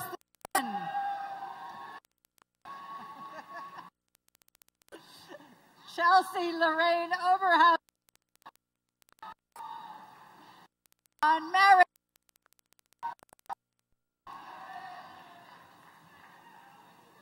Skylar Mendel, John Desposati, Andrew Fiola, Jennifer Parada, Joseph Del Beni, Arto Torresoglo, James Francis Jasandi, Timothy O'Hara, Joseph Oliveira, Ignacio Ortiz, Diego Israel Portilla, William King, Matthew White, Gordon Page, Shannon B. Laura Schmidt, Erin Marie L'Orealia, Lauren Lee Deborah Cesaria, Katie Mayer, Lynn Spillane, Christina Ada Rivera, Christina Louis Janoun, Stephanie Javier, Clarissa Kowalczyk,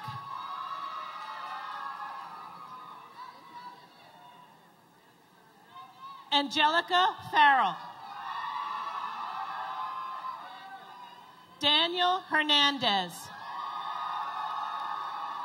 Brian Smith, Michelle Cerna, Amy Villaalu, Caroline Cortez, Marissa Tarpey, Jing Lu, Jennifer Ann Pukoff, Raven Christopher Pramod Gower, Daniel Cassidy, Ursula Vero, Rialda Kuch, Abulina Berisha, Candice Gardner, Giselle Correa,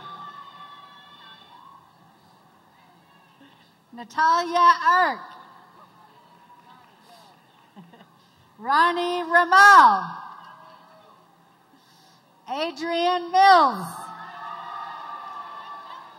Delroy Daly, Benjamin Toms, Erica Shubrick, Heidi Valdez, Eshawn Armstrong, Monty Arnold Washington, Edwin Alou, Aaron White, Christopher Cochran Torres, Marissa Victoria Olivier, Clady Ujkai, Nicole Johnny, Nikki Ivasick, Ileana Collado, Patricia Butler, Nicole Lamberti, Timothy Hassler, Beatrice Ariana, Sheila White,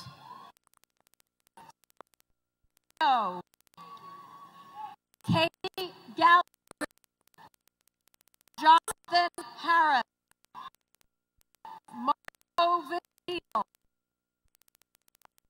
Justin Spears, Alex Zoe, Sullivan, Johnny Carlo DeFrascia, Alexander Becerra, Christina Gardella, Jordana Finch, Cassandra Jean, Taylor Ivory Dunne Harris, Leslie DeJesus, Nicole Schultes, Sandra Bader, Shay Hansen, Christine Higley, Christina Silva,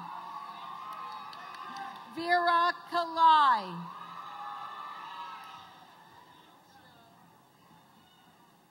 Joe Graff, Shilby Ciarelli, Marcella Nonai, Diana Nicoli, Alyssa Christina Lago, Evan Fian, Tom Orlando, Kevin Grady, Christopher Saransi, Tony Ann Lena, Vanessa Maloney, Peter Nieporsent, Nicholas Osprina, Nicholas Pagliataro, Thomas Murphy, John Thorpe, Liana Accardi, Taylor Walden,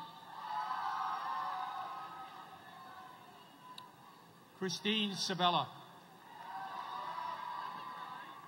Salvatore Gentili, Abdullah Badin, Colleen Harris, Rumana Rahman,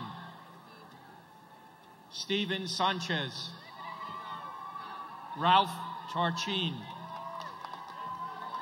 Victoria Panchak, Ariana Leo, Deborah Robinson, Caroline Lynch, Maria Hiron, Fabiola Vicente, Kirsten Vanderhoef, Danilo Daprile, Nicole Casimir, Christine Leone, Veronica Sincha, Alicia Bacchus, Lisa Barat, Lourdes Melanie Feliz, Jessica Ellis, David Walker,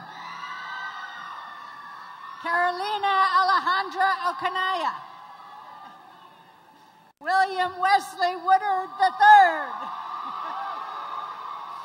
Stephen Michael D'Angelo, Patrick Marr, Ryan McEwen, Kyle Turner, Michael Ida, Tyler Collins, Benny Rodriguez. Michael Liguori. John McLovin Barbieri. Alexander Miser. Kenny Silverio. Maurice Pombo. Tomas Pimentel. Syed Kair. Gabrielle Silva. Teddy Yamir Abdu. Eric Schmidt. Warren James Wadman. Mark Angelo Scuderi. Heather Lee Fazzino. Joseph Carina. Please join me in one last cheer for all of our graduates.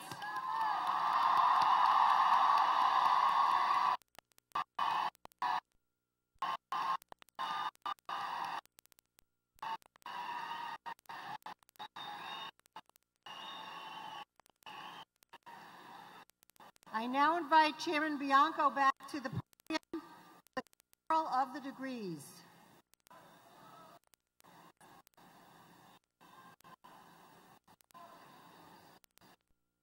I'd like the class of 2012 to stand.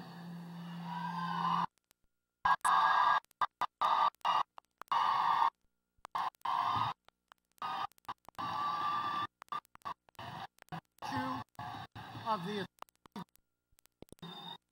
state of New York, Board of Trustees, I confer upon each one of you, as approved by the faculty of your college or school, the appropriate degree and course, with all the rights and responsibilities thereunto. Move your tassel from right to left. Congratulations, class of 2012!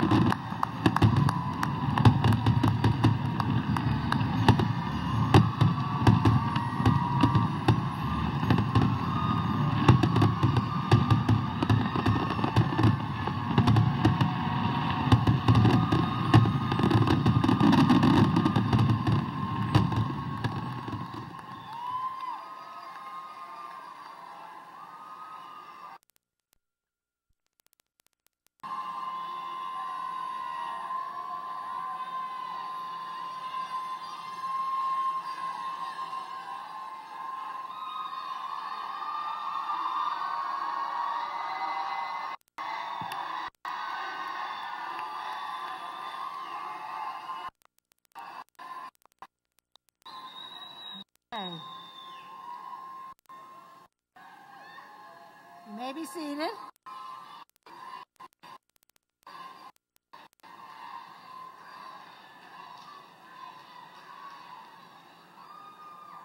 The PACE will now lead us in the PACE University alma mater, whose words can be found on the last page of your program. Please join us.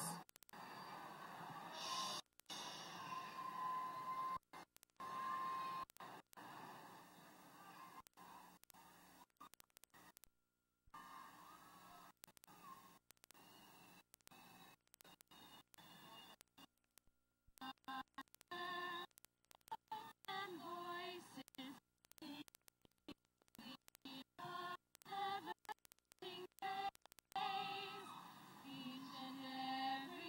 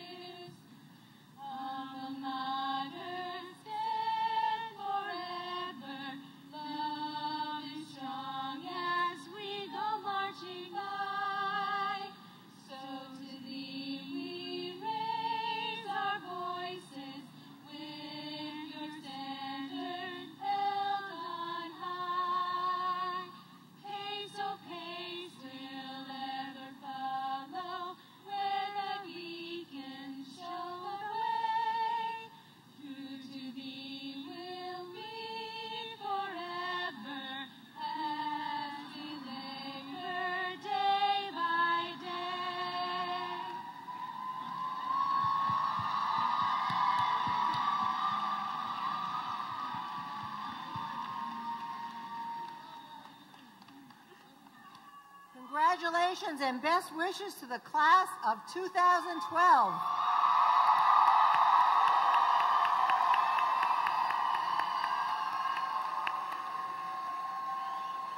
Please remain at your seats until the platform party has recessed. Grant Marshall, Dr. David Ronnie, and the members of the pipe band will lead the platform party off the stage as we close the ceremony.